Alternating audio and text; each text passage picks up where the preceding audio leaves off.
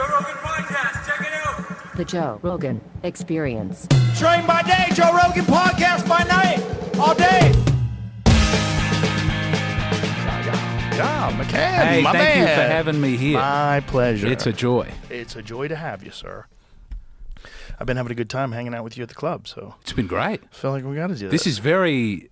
man, I'm trying not to spin out. This is, I have watched this on a phone before. This is great. Well, it's weird for me that it's weird for people because to me it's still the same thing. It's just sitting down and talking Yeah. to people. I've gotten so used to it, even when it's like Trump or Elon or some fucking huge cultural figure. It's still You just must like, have spun hey, what's out up? at least one time. I spun out a bunch of times in the early days. I still spin out every now and then, like like Mel Gibson's on the podcast. Yeah. Like, oh, that's really Mel Gibson. Mike Tyson, that's another one. Yeah, he was this where he said he became erect when he wanted to beat people up? That was in California. Okay. Yeah, that was. It's a classic. It's a classic, all-time great moment. he was scaring the shit out of me. Whew. Man, I spin out... When I first got to the club, I was going... It was every week I would... It's weird, right? But when I first met Adam Egert, I went... I know it. Hello, Mr. Egert. I've seen you. You deny the Holocaust. I love you. Not really. We should be real clear. No, he It was just not a jerking Norm off punks Macdonald- under a bridge. It was a Norm Macdonald bit. He features in that book a lot. Well, Adam's an amazing guy. Yeah. He's one of the reasons why I went back to the store. When I was banned from the store for 7 years, Adam came Got to 7 visit. years? Yeah. Well, I banned myself for 7 years. They banned me. They were going to ban me for like a few weeks. I'm like, fuck Yeah. you. Like, nay. What did you do? There's the whole Carlos Mencia thing. They banned you for that? Yes. You won the court of public opinion on that. I Well, not feel. only did I not really get banned, the guy who banned me was eventually fired. He was the manager there. But Mitzi gave me a spot that night. It's like Yeah. before they called me to tell me I was banned. Mitzi was going through a lot of health problems, right? And, I was very close with her. So I called her when the whole Mencia thing happened, and I said, listen, this guy's been a problem. It's a real issue. People are worried about doing material in front of them. It's Yeah. like, this is a giant problem. And, I told her the whole thing with the video, and she's like, all right, well, just keep away from them. What time do you want to go up tonight? And I said, when do you want me to go up? And she said, how about 10:30 or whatever it was? And I said, thank you. Okay, I love you. Bye. We said bye. And then, fucking an hour, 2 hours later, I get a call from this manager telling me that I'm banned from the store for 2 weeks. And I was like, what? Yeah. I go, for 2 weeks. I go, listen to me right now. I'm not coming back. I go, I'm not coming back. And you're making a decision that's going to fuck this club up because you're choosing to take the side of plagiarism Yes. over someone who's exposing it. Like the agents won't expose it. They're making a shit ton of money. And if the Comedy Store's not going to side with the artists, I'm like, listen, this is the same conversation I had with my agent. I lost my agent too for that. I feel like those are both important moments in a... Like, I'm The shocked agents that that- everybody seems to have a problem with their agent fire them, but also the number of people who've been banned from comedy clubs. Brian Simpson has told me about how he got Mm-hmm. banned for ages when he was homeless. There was like he five people who were all got doing banned from banned, comedy club stories. But he was he said he didn't had show up. some sort of an issue with someone there, and this was like when Brian wasn't Brian Simpson from Netflix. Yeah. It's like Brian Simpson, up and coming door guy that people go, oh, that guy's funny. But like if you get run afoul with certain This people, is what I'm trying to avoid. I did this in Australia a lot. you ran afoul. I was a problem, and I couldn't work in certain cities for some time just because I was, I think, unpleasant. What were you doing wrong? I started comedy. I would go around telling people that they sucked and they should quit. And I went to like the head of the Melbourne Comedy Festival. I was in the comedy competition. It was like my 4th gig, and I was like, "You're picking all the wrong people to win these. This guy's the better." And it just anyway. We grow older. I was also 18, and I was Yeah. I get it. very No, it's a lot of feuds, a lot of telling people that they sucked. Well, when you enter into comedy, a lot of times people treat it weirdly like sports. Like they talk shit playing basketball, so they try to talk shit doing comedy. And it's Yeah. like, it's weird. I've gotten better at it. I think I've purged it, but sometimes. Well, it depends Ooh. on the environment you're in. If you're Yeah. in an environment where a lot of people are doing that, it's not fun. But I find it easier here because people are. I don't want to say that everyone in Australia is bad at comedy. There are many great comics, but I could not, for the life of me, like there were times where it's like, oh, this could be helpful for your career to get in with someone and have them guide you, and it's like I just hated everybody's comedy that I met and hung out with. And people who were great would often leave or not be around. Australia's kind of a different. We've got great people out there, but Listen, you got Jim Jeffries. Yes. I think you're the funniest guy that's ever come out of Australia. Well, I believe that. no, we have Barry Humphries. I'll never be better. Okay. Do you know say Barry it. Humphries? No. The first You big tried to make drag me, act. I think we watched a clip once in the green room, but the problem is the green room is so loud. Yeah. And, I'll watch Barry, him. Barry I'll watch Humphries him. was the man. He would dress up like a Dame Edna. This was in the 70s. He's a conservative man. He would dress up like a housewife, like a very dowdy drag act. And it was like super funny, really broke through in the UK. And then the festival turned their back on him. He started the Melbourne Comedy Festival, and then he made some like trans remark. And Hannah Gadsby, I think, was like, I'm not taking this award in his name. And then Okay, they you're the changed second award. funniest Australian. I forgot lose out about to Hannah as well. Gadsby. You forget about Hannah. Hannah was a great club act. I tell this to people all the time. No one wants to believe it. Well, listen, man, it's just she did a different thing. A lot of people got mad at that, but I don't get mad at things that are not for me. It's not. It's pointless. I think Took me a while. It was like a revolutionary act for Americans because you don't have comedy festivals in the same way here. But like everyone in Australia was doing the I Got Raped show or the I Wanted to Commit Suicide show. Oh, or the, really? Yeah, everyone does an hour. That's the only way you can. There's only 5 cities, so the comedy festivals are the only way you can really break through and make money. There's 5 clubs, and once you're done touring them, you got nothing. So you have to have a new hour every year. There was there have been some great I Was Molested shows. Shout out Corey White for one of the greatest I Was Molested shows ever. Dave Quirk had the I Had an Affair show. That was great. Dad's Got Cancer. Big show. Oh no! Big show. Mum died when I was young. So Shout is out it Eve. sort of like more like a spoken word thing than you would say stand-up comedy? No one's even.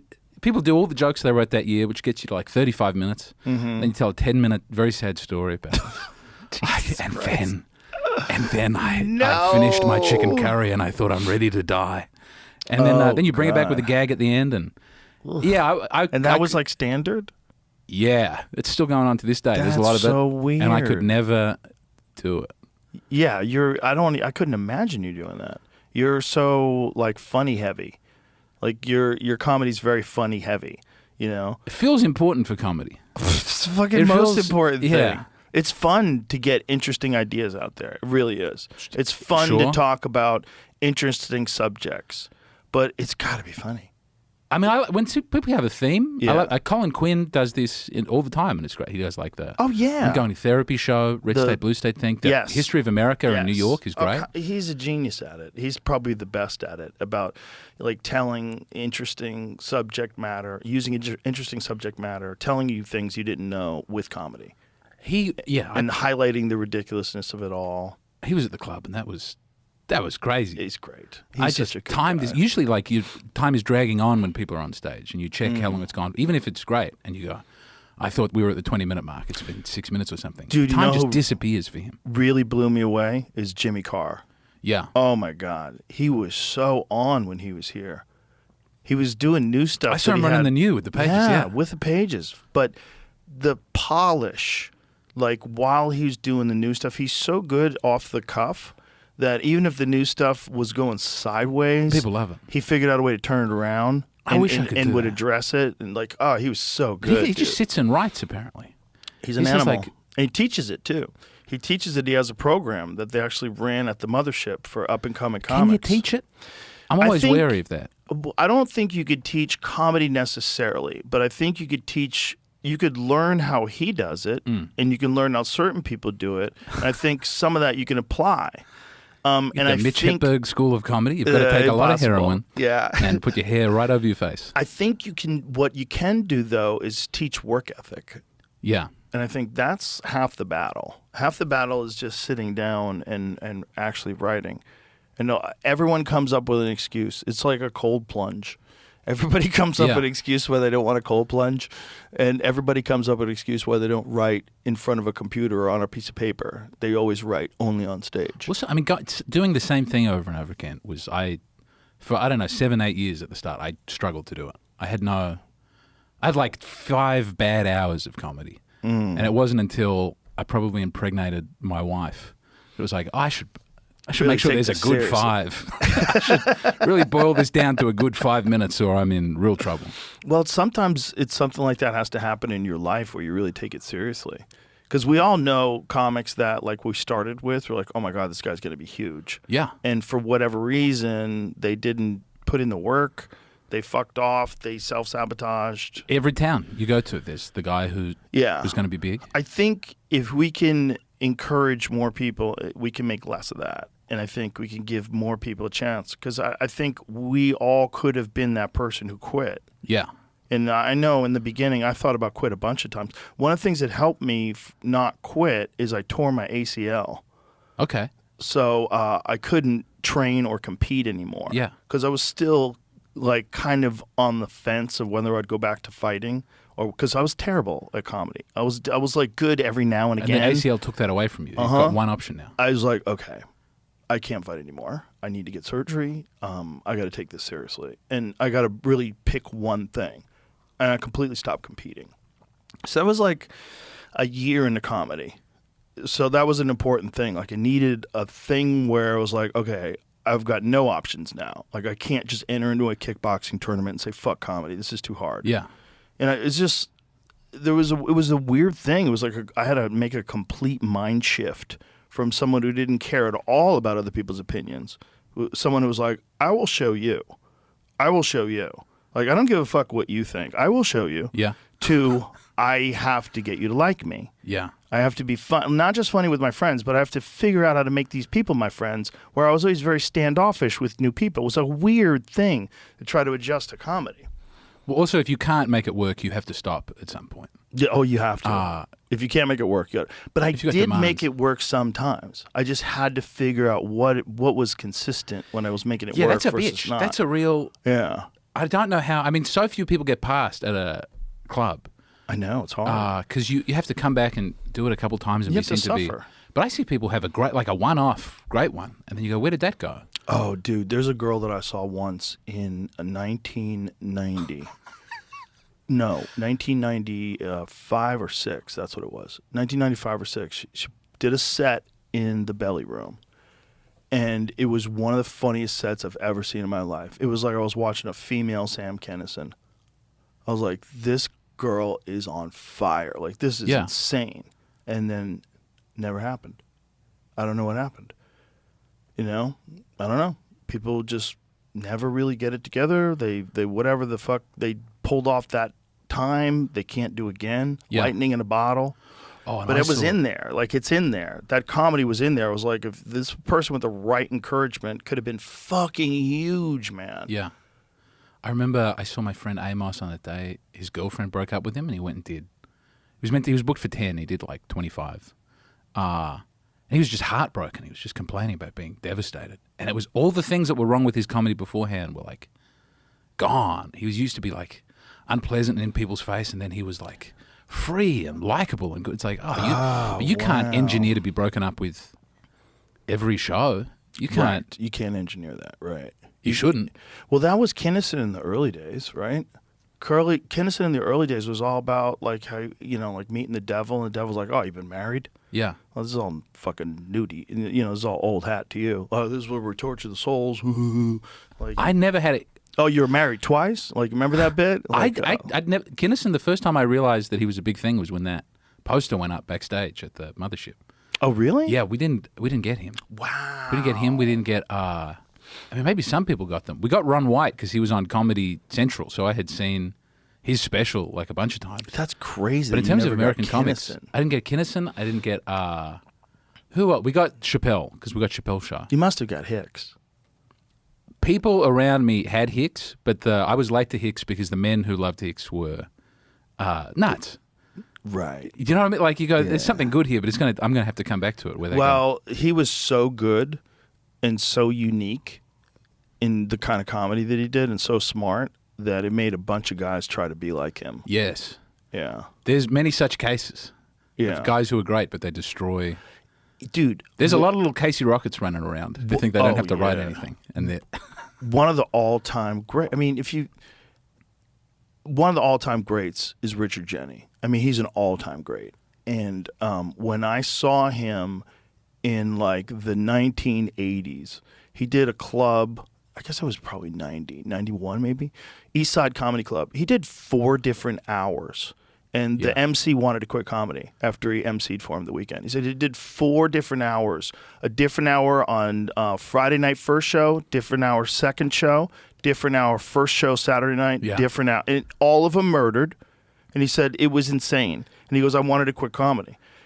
He saw Hicks, and he said to me, like we were hanging out together, he was like, God, makes me want to do more of that. You know, I feel like sometimes I'm not doing enough of that. I was like, wow, that's crazy. Do you know Ken Dodd? Do you know that he was a Liverpudlian comedian, I think, but he would come out and he would do his new hour, and people would like clap and say thank you, and then he would say, right, I'm going to do the hour I did last time I was in town. You can leave if you want, but I'll do. And the second hour is the hour he did the year before, and then he'd do the hour that he did the year before that, and he'd just do hour after hour until like if people had enough, they could get up and walk away. Wow! But he'd be there for like 7 hours. Jesus Christ! Yeah, you know who used to do that? The bar staff hated it. Chappelle used to do that. He used to pull up to the Laugh Factory and do like a 9-hour set. Yeah. He's still doing it, I think him and Dane Cook had like a battle to see like who could do the longest set. I mean, I got to go to... I don't think Dave was like trying to battle, but I think Dave like took the title. Shane took me to the YS Firehouse, the club that Dave has set up in... Yellow Springs? Yeah, it was on his birthday, and he did 3 hours, and he bombed at his own birthday. And he kept saying, I can't believe I'm bombing at my own club on my birthday. But then in the middle, there was a guy with a coat, and he just did maybe 45 minutes about this guy's coat of crowd work on his. It was magical. The whole thing flew. He could release an hour on this guy's coat. I think he's recording everything there. He's building a vault, I think. I think he's got a Prince vault.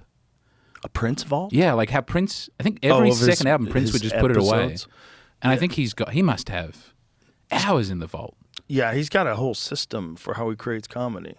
It's very unique. He goes on stage and he has some subjects and he just fucks around and he gets a little drunk. Yeah. Gets a little high, and he's so funny that some of those things will wind up being bits. Yes. And then he takes those bits and then he has all of them recorded. So he's just constantly stock, and he goes on stage like almost every night. There's nothing in my vault. Everything I've got like, I mean, every time I go out there, I go, I've got nothing. Isn't that a great example? Like, not everybody has the option to just go on stage and rant for 3 hours. Yeah. But isn't it educational to any young comics? It says, okay, well, who do people consider to be the greatest comic alive? Most people would say Dave Chappelle. And Dave Chappelle is working harder than anybody. Yes. It's not a coincidence. Like, he's effortlessly funny, yes, for sure. Brilliant, yes, for sure. But also works every night. Like, there's something to that. And works every night and does long sets. Yeah. Like, every night. Like, he's always there. grinding. He's always pounding. He's always getting better. He's always covering new subjects. I thought I didn't have to do it before I came to America. I would do an hour a month and be very happy with that. And I thought this was enough to get me where I needed to go. And no, going every night is... It's also hard to go every night. Like, you have a good time once you're out, but then I wake up the morning after comedy. You got to avoid that feeling, right? So it's a mental collapse. It's, familiarity breeds contempt. It's not just in relationships. It's in anything you do. Yeah. And that's where you have to reset your mind, right? So, like, when you start to feel that coming on, like, I can't believe I have to do another set. Fuck, I don't want to do a second show. You have to remember what it was like when you had nothing. And you have to remember what it was like when you would go to open mic night and just, you weren't on the list, you didn't make the list, but you just wanted to go on stage so bad. You wanted to go on stage so bad. And you wanted to, you're like, I got to figure this thing out. You got to have your Johnny Cash moment sitting backstage at the Folsom Prison. Yeah. And looking now, at the water, thinking about your brother. Here you are about to go do a second sold out show. No, it's silly. You should be so pumped. It's just a familiarity thing. It's just a mind fuck. But you can get over mind fucks, man. You can get over them if you understand what they are and just recalibrate the way you engage with it. figuring out a way to recalibrate that doesn't kill you in the long run is a good. Like I know some people. Well, you mean cocaine? People do cocaine. People get like fucked up or just play a video game all week and then they can get back and do it. You don't have to though. You don't have to do those things. I think you got to do something. You got to go for a nice walk. Yeah. I started swimming. We all need to take our health seriously, and let's face it, while the average modern diet might include some fruits and veggies, it also comes with its fair share of fries and barbecue. That mix probably isn't giving your body everything it needs. This new generation of AG1 can help fill the nutrient gaps your diet might miss.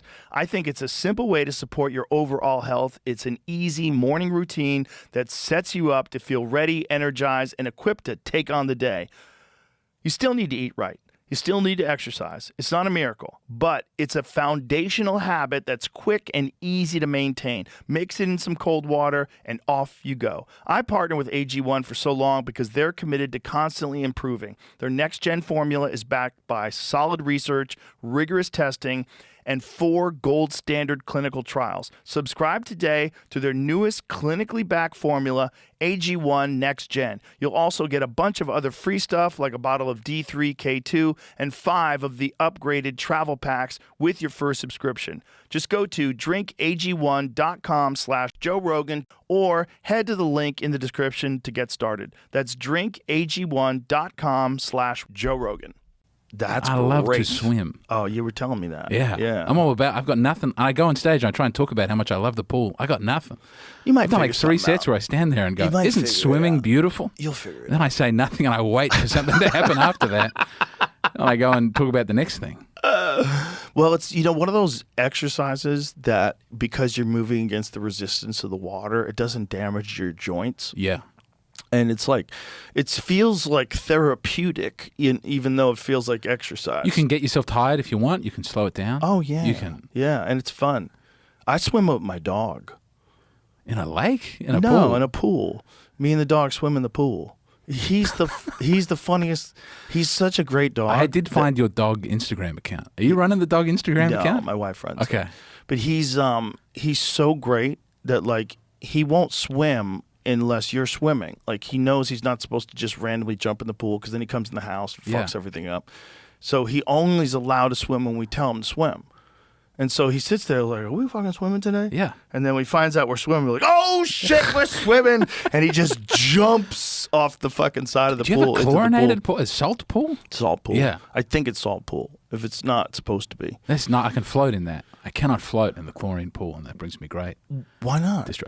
My legs sink down. Oh. I have no bum. Hey, have you ever done a float tank? Never. Oh my God. I'm afraid of what would be in my brain. You need to find out. No, Go we're dig gonna around. Close that Let's door. go dig around, Keep that dog. closed forever. Let's Repression go is so dig. beautiful. Let's dig around, dog.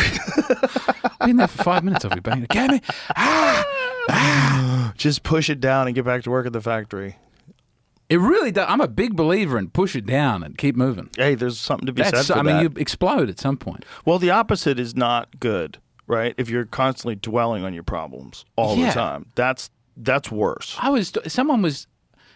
I got circumcised at like 32 because I had a Jesus problem. Christ, Lord's son. name. But it was a beautiful experience. I enjoyed it. I had a nice time. Ooh, did you get a rabbi to suck your dick? I thought about it. I thought I could leave that in as an option. But also, it's fine. And by the way, afterwards. for It's people, no different. I'm not making a joke. They do suck sometimes they have a tube. Sometimes they have a special tube. Yeah, for and the- sometimes they don't. No, sometimes they And just get the whole they've dick around. given kids herpes, and babies Children have do die every year. died Yeah. from it. Yeah. Yeah, it's grim. But circumcision in general, I'm in favor. Why? Because I know what it was like before. I know what it was like after. It's not a big deal. This is but there are people. What I'm saying, people make it their whole one life. of one. Yeah, I've experienced study. both as an adult. People go, I think most people would not want their dick to be cut for no real reason other than aesthetics.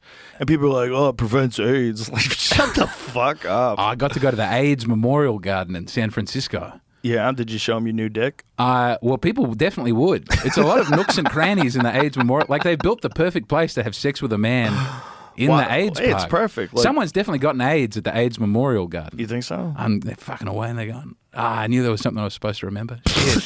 Now I have AIDS.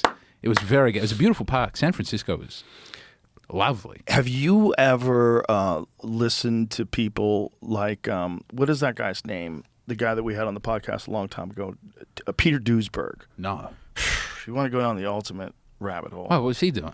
Was he in a park? No. Peter Duesberg doesn't believe that HIV causes AIDS. I've heard about this. It's Yeah. the treatment. Peter Duesberg is he's a professor of biology, University of California, Berkeley, tenured, and he's done like groundbreaking work on cancer. It's like considered to be a brilliant guy. Considered to be a brilliant guy.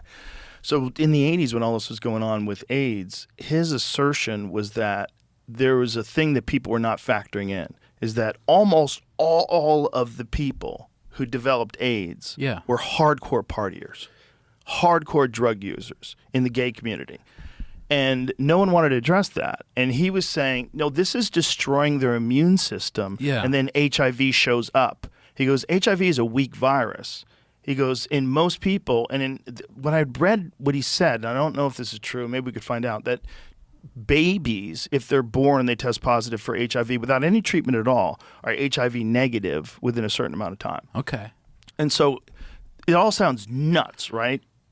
Because you go, there's no way. You can marshal evidence for that. Because like African countries, you would go, healthcare would be bad, malnutrition would be. Well, this is the thing. Are they really testing for HIV when they say these people have AIDS? And is there other possible factors that could cause this immune thing? And if you're dealing with it's all coming out of this gay community where there are a lot of partying. There's a lot of drug use and a lot of wild fucking. And these guys are burning it at both ends. And when you do that, sometimes you fucking die. Sometimes your immune system gets crashed. Now, clearly, I'm not fucking smart enough to know if he's right or if everyone else in the world is right. Yeah. Because it's literally that, right? It's like him. I always want that guy to be right, though.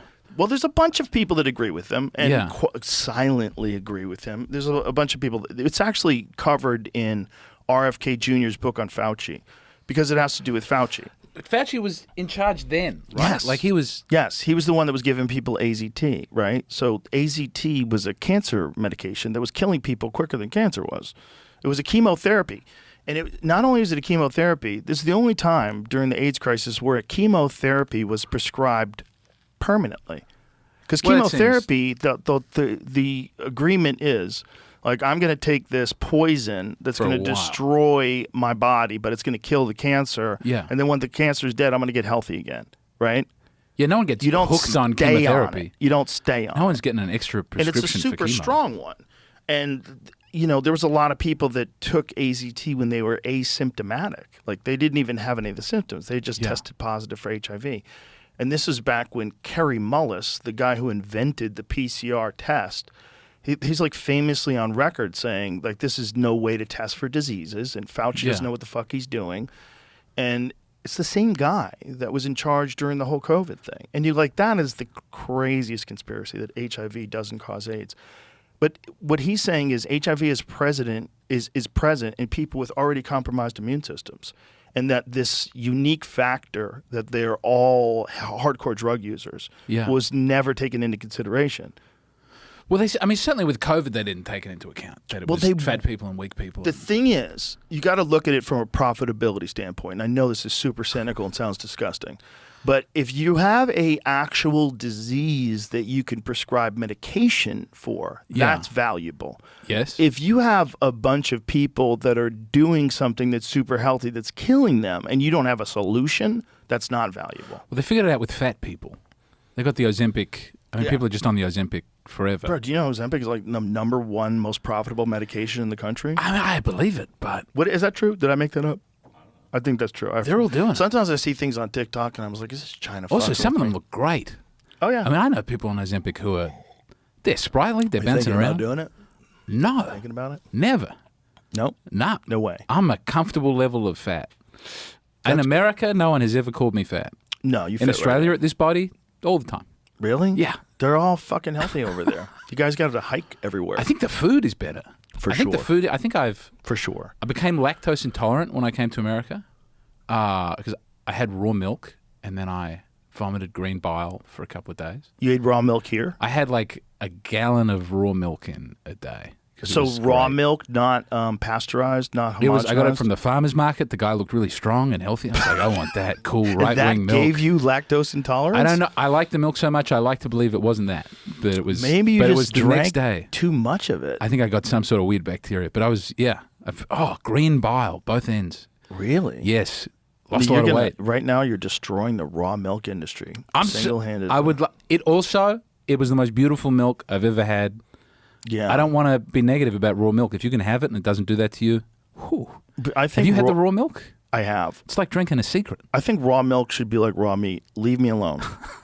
Leave me alone. I know how to cook a steak, right? Yeah. You don't tell me how to cook a steak. You let me buy raw milk. Let me buy it. Yeah. If you let me buy raw meat, let me buy raw milk. Shut the fuck up. Now, are you saying that it's killing people? Okay, where's your evidence?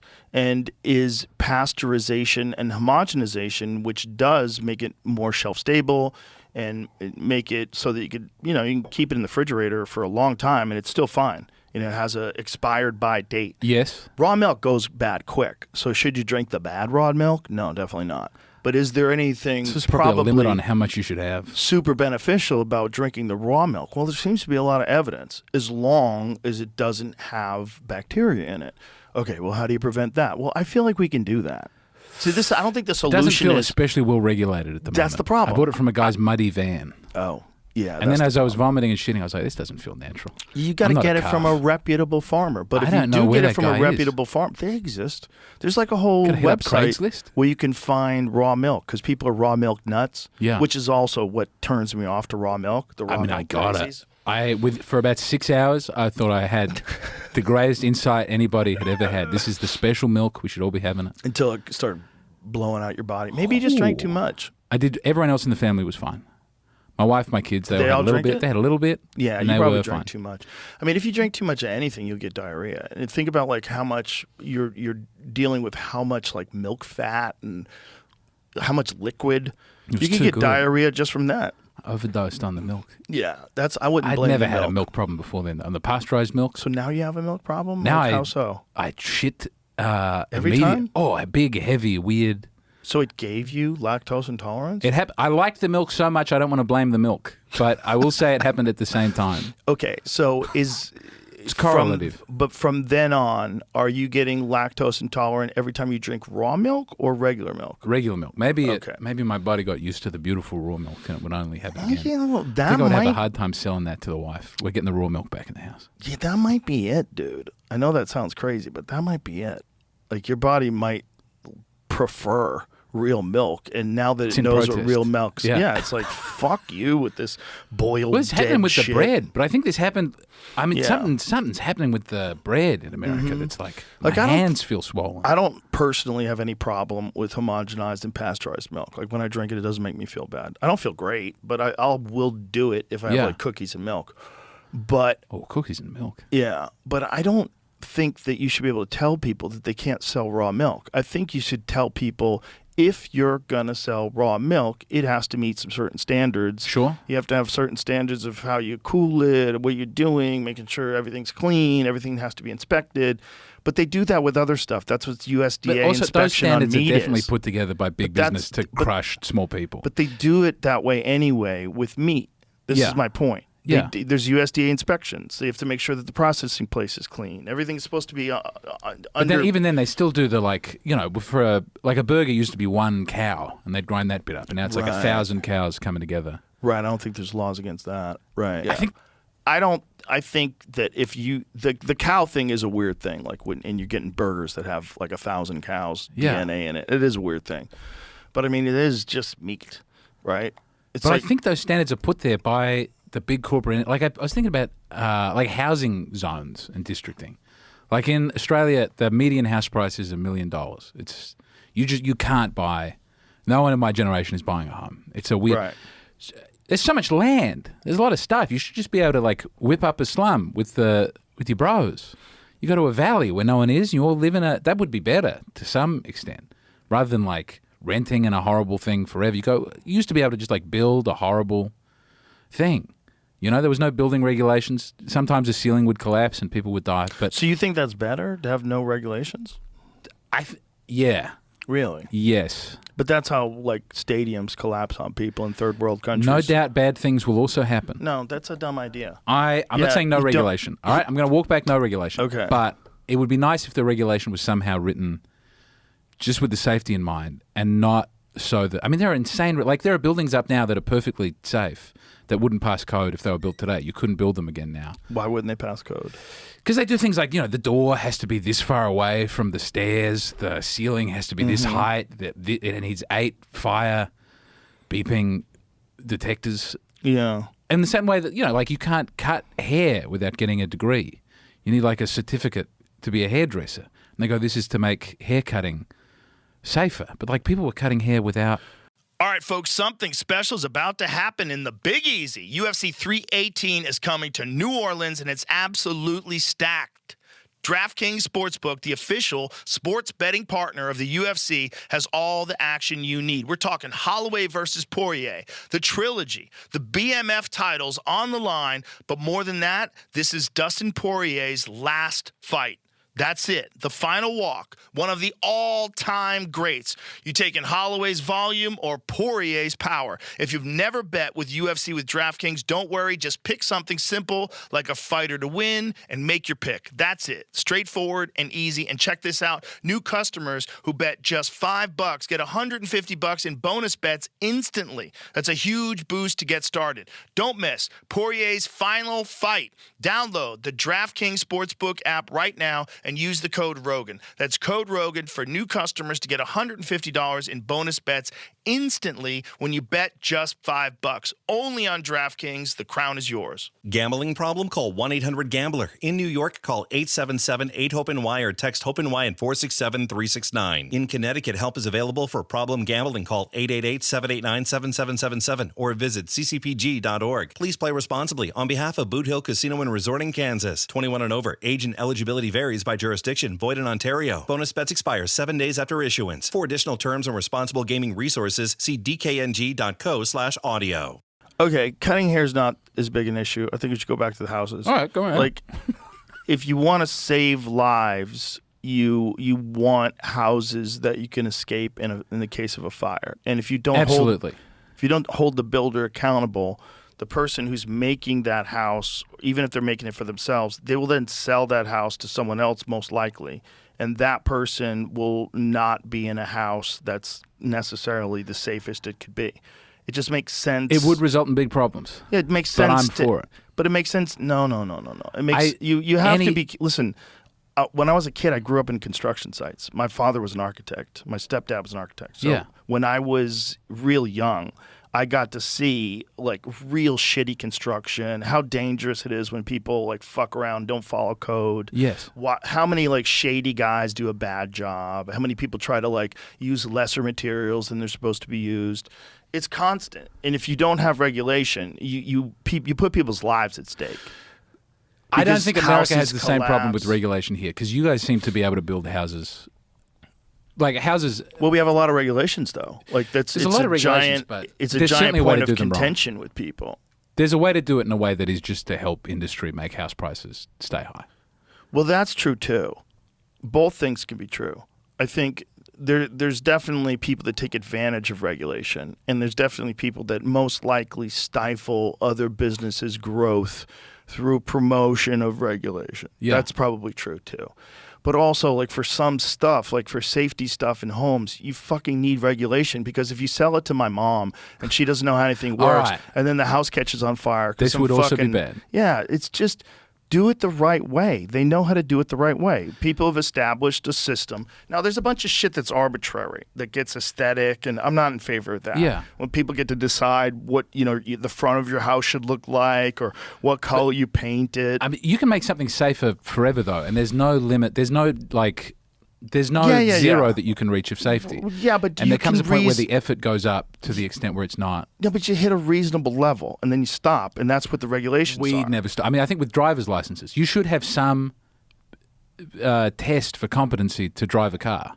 100%. There should be something. Yes. But when in Australia, when I was trying to I didn't get my license till I was like 27 because it took forever. Like, you got to get 100 hours registered. Yes. You got to do a weird test. I got a driver's license in Ohio where I don't think road fatalities are that much higher than the rest of the. Well, and you get in the car, you drive around the block. The guy goes, "You know how to operate this vehicle.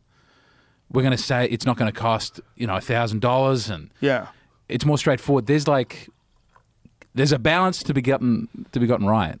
And 100%. I think you're 100% right. I relish in America that you're closer to the freedom side of things. than the 100%. regulatory That side. definitely much more than Australia is, and you got to see that during the pandemic too.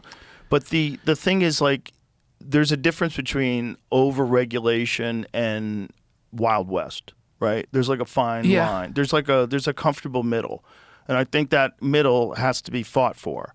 Because I think it really is important to have people that are actually experts, that their job is to make sure that someone builds a house correctly. Go and look and make sure you do. But then again, you open the door, the possibility that inspector guy's a douchebag. And then he's got a chip on his shoulder and he's got a big fucking ego and people bribe him. And, you know, there's always a possibility of that kind of stuff happening too. Where people love to have control over people. They love to tell you can't build. They love to tell you got to repaint your house because it's the color doesn't match our community. But how do you check that? How do you, like, what is the, other than like everyone having a gun and getting ready to, simmering level of violence and revolution? You got to fight back before they ever get to that point. It's real hard to regain ground once someone takes ground with like ridiculous legislation. Like, look, they've been trying to legalize weed in this country for fucking 50 years, and they barely put a dent in it. I don't know how legal it is here. They've only done it on a state level. But the point is, it's like once you lose rights, you know, like if marijuana was legal just like alcohol, and all of a sudden they tried to make it illegal, people would riot in the streets. Like, what are you doing? You can't do that because it wouldn't make sense. People would be furious. But once it's done, even if it's the same exact situation, the same exact data, the same exact safety profile, the same exact number of people using it in the country, it's been fucked because it got put into this weird position. But you got prohibition. Somehow you got alcohol taken off the streets for... Yeah, but it was bad. Bad, and it lasted a long time, and it led directly into marijuana prohibition. Yeah. Same exact people. But you just need to find something to have prohibition against. How about cartel prohibition? How about that? You know, how about fentanyl? Don't stop thinking about things, but then you find out, like, oh, wait a minute. There's a lot tied to this. It's like the alcohol lobby doesn't want marijuana to be legalized. Yeah. So they fight against it, and they get politicians that are on their side. Hey, Ralph, you're going to vote for this issue on our side, right? There's no way Ralph came over. Ralph Nader? No, not that guy. He doesn't do that. But, you know, that's part of the problem too, man. It's like there's a lot of money involved in keeping it illegal. And you're like, Jesus Christ. But at least you can have, I think America's one of the only countries that primaries. You can actually, like, get into a political party, and if there's enough will, you can do something. You can, they wouldn't even allow it for the Democrats. To primary? For the last election. There was not on even... On a presidential level, they're more uptight. But on a, like... What does that mean? They got the superdelegates and they got secret emails, and it's not good. But the fact that you could even have a system to fuck up is, I think, unique to America. Like in Britain, stick with the system, party picks who the person is. And if you're in the party, you get a huge benefit. Oh, yeah. That you can't have like a grassroots... You can't have like the branch of the party go, we're putting forward a guy who's... We're going to primary somebody. You really can primary people in America. Yes, you can, sort of, but not for president. not last time. And they don't let certain people in the primaries. Like they're keeping RFK Jr. out of the primaries. Yes, and then running as an independent that's not very bad. But that's not good. I'm not saying you're living up to it. I'm not saying you're living up to the standard you set. But you're also the only ones who there's even like people go, we should be able to do it. People wanted Trump to lose so badly they were willing to throw democracy out the window. That's kind of what it is. I mean, kind of what it is. If that was coming from the Republican side, people would have been outraged. To do it in the name of democracy was very weird. Wild. And then also, I remember it's so Orwellian. It's like my first week here, there was a Biden speech where he was talking about how like violence has no... He was like harping on about January 6th and stuff. And he was saying violence has no place in the American system. But then the example he gave was the American Revolution. Like... I think that gets... You're meant to have... I think Benjamin Franklin wanted everyone having an armed uprising every, like, 12 years or something to wipe the slate clean. Yeah. You're meant to... That's part of democracy. Do you know about Castro? What about him? I'm in a big Wikipedia wormhole about Castro. I didn't know that he hid that he was a communist until he wasn't a communist, or he kept that quiet. He was like a middle-class revolutionary, and then his brother was a commie, but he was like... He didn't come out and say he was a communist until later, and the CIA helped him. I've been reading Castro's speeches. CIA helped him take over Cuba? It looks like the CIA might have been. And then towards the end they said, we got to get out of this. This is no good. They changed horses. Jesus Christ. They were really involved on both sides, but they were Do we do that everywhere? There's This one country Aussie. There's is one Aussie so that you might have wild. done. Gough Whitlam might have been taken out by the CIA. Jeez. No, he was also a problem, and people were quite happy to have him go. But the Governor General, man, Bro, I don't have to go into too much detail. Look it up, Pine Gap. You have a military base in Australia, and he wanted to get rid of it or get off American energy subsidies or something, and then all of a sudden he was removed. oh boy. And we haven't rocked that boat again. We are so good at that. Yeah. Between us and the Israelis do the wildest assassinations. Like, did you see the one of them that they did with the Iranian generals? Let's see. Make sure that this is true, Jamie. I can get my visa removed for criticizing Israel. No. This is So I not a want to say criticism. I'm impressed by their beautiful assassinations. This is not Yeah. a criticism. This is saying this is one of the most gangster things I've ever seen in my life. They made a fake phone call to all these military leaders and said everybody's got to meet at the bunker, and then they blew the bunker up. That's very Godfather. They know what they're doing. It's gangster as fuck. Yeah. And then you add that to the pagers. They Pagers sent was- pagers out. Didn't they send them out a long time in advance? Yeah. I think so. And they got And then- in on the supply side of it. Like they Yes. made the pages and they Bro. managed to. I mean, you think about how incompetent some forms of our government are, Yeah. and then how good they are at killing people that they want dead. It's They could do that with pretty potholes impressive. in the Midwest. That would be great. I know, If we right? could move people out of the CIA. That's and into- same level of well, that's not CIA. That's the Mossad. But that's the same level of intent, or the IDF, or whoever does it over in Israel. But the same level of intensity with other things. You could dominate the world. I mean, we could get a train going. We could fix An actual fix we could all the high-speed poverty. rail in Texas. I believe in it. Imagine if they took that same kind of ingenuity and tried to fix poverty in America. Brian Simpson said it good. He was on stage for Bottom of the Barrel, and someone knocked the barrel over, and they all had to pick it up. And he goes, "That's the one thing that could go wrong. We should really fix that. We're never going to. It's like America. We have the resources to make sure that never happens, and we won't." Yeah, no, we won't. But we put all of our effort into making shit that kills people quicker. That's the most amount of money, the most amount of effort, other than consumer goods. I would say also sport is at some weird, very high level here. Because that's war. It is it is a very militarized society. Everyone's getting ready to. Yeah. I mean, football is just military strategy. Have you ever seen Serbians play basketball? Yes.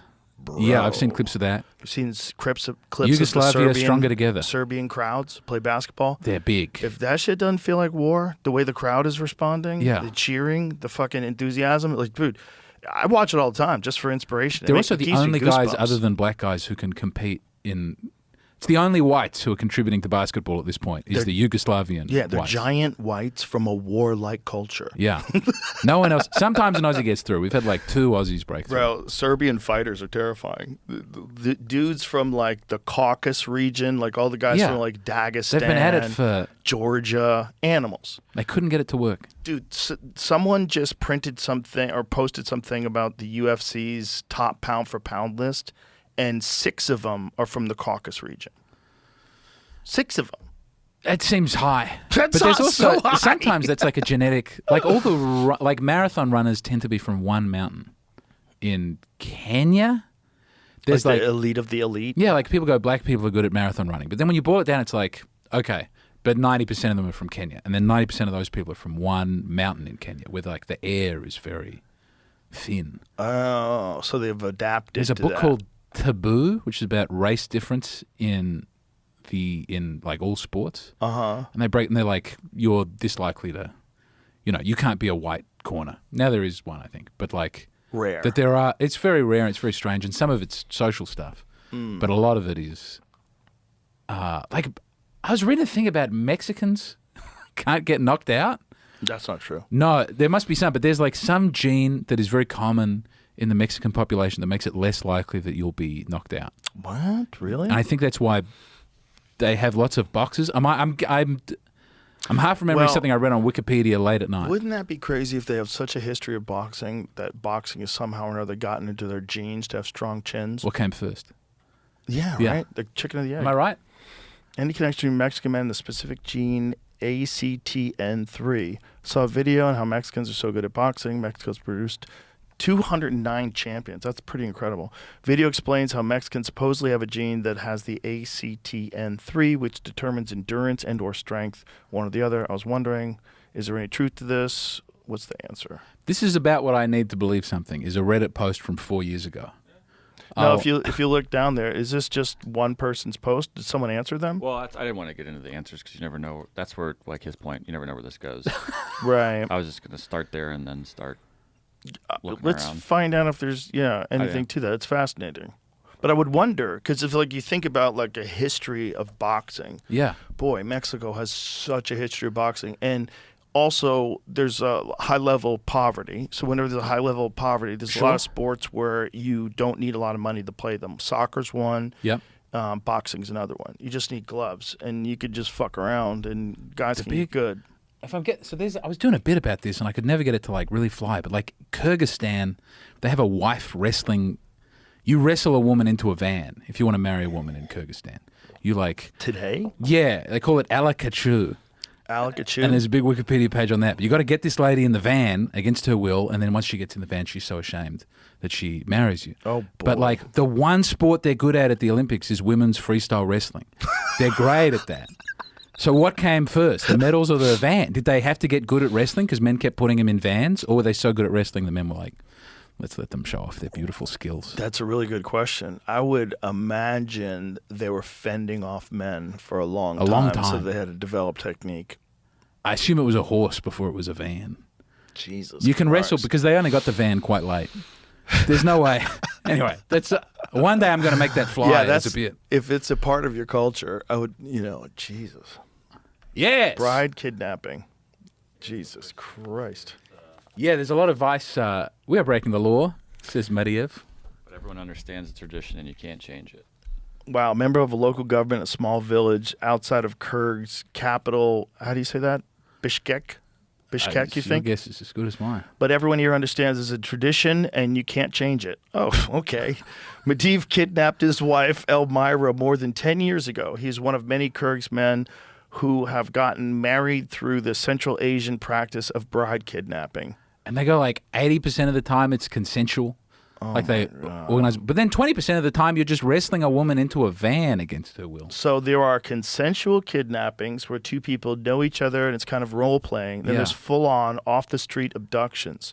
Unfortunately, they both look the same. You really want a safe word for that. Whoa. It can be hard to tell if the girl you see crying for her mom and clawing at the faces of her abductors is merely acting out her part for her boyfriend and his family's sake, or is actually on her way to being married against her will. Like, what the fuck? Very important to be able to tell the difference, I would say. I don't want to pass judgment on the people of Kyrgyzstan. This is the thing about the world. If you go back like 6,000, 7,000 years ago, it was all like that. You can go back to 100 years ago and they were foot binding in China. They were having They're beautiful... still doing it. No, they can't still be binding There's the feet. photos of it. They're You still can foot binding in Yes. China? I mean, I don't know how widely practiced it is. They're older ladies. Yeah. I don't know when they stopped, but I don't think it was that long ago. Like, there's people that are alive right now that have those feet. Well, I'm for it. You don't want some filthy peasant foot on your wife. You want it humble, graceful. Bro, you better keep those socks on. They do. I was reading about... Those feet are weird. They look like they're folded in on themselves. It's not it looks great. so painful to walk A great on. one. It must So be so I think it's Cameroon. They do chest bind. Like they flatten a woman's when she starts getting breast. They like you flatten the breast. But what's weird is that it's the Christian progressive people who are doing it. Because the culture is once a woman has breasts, she has to get married and she has to come out of school.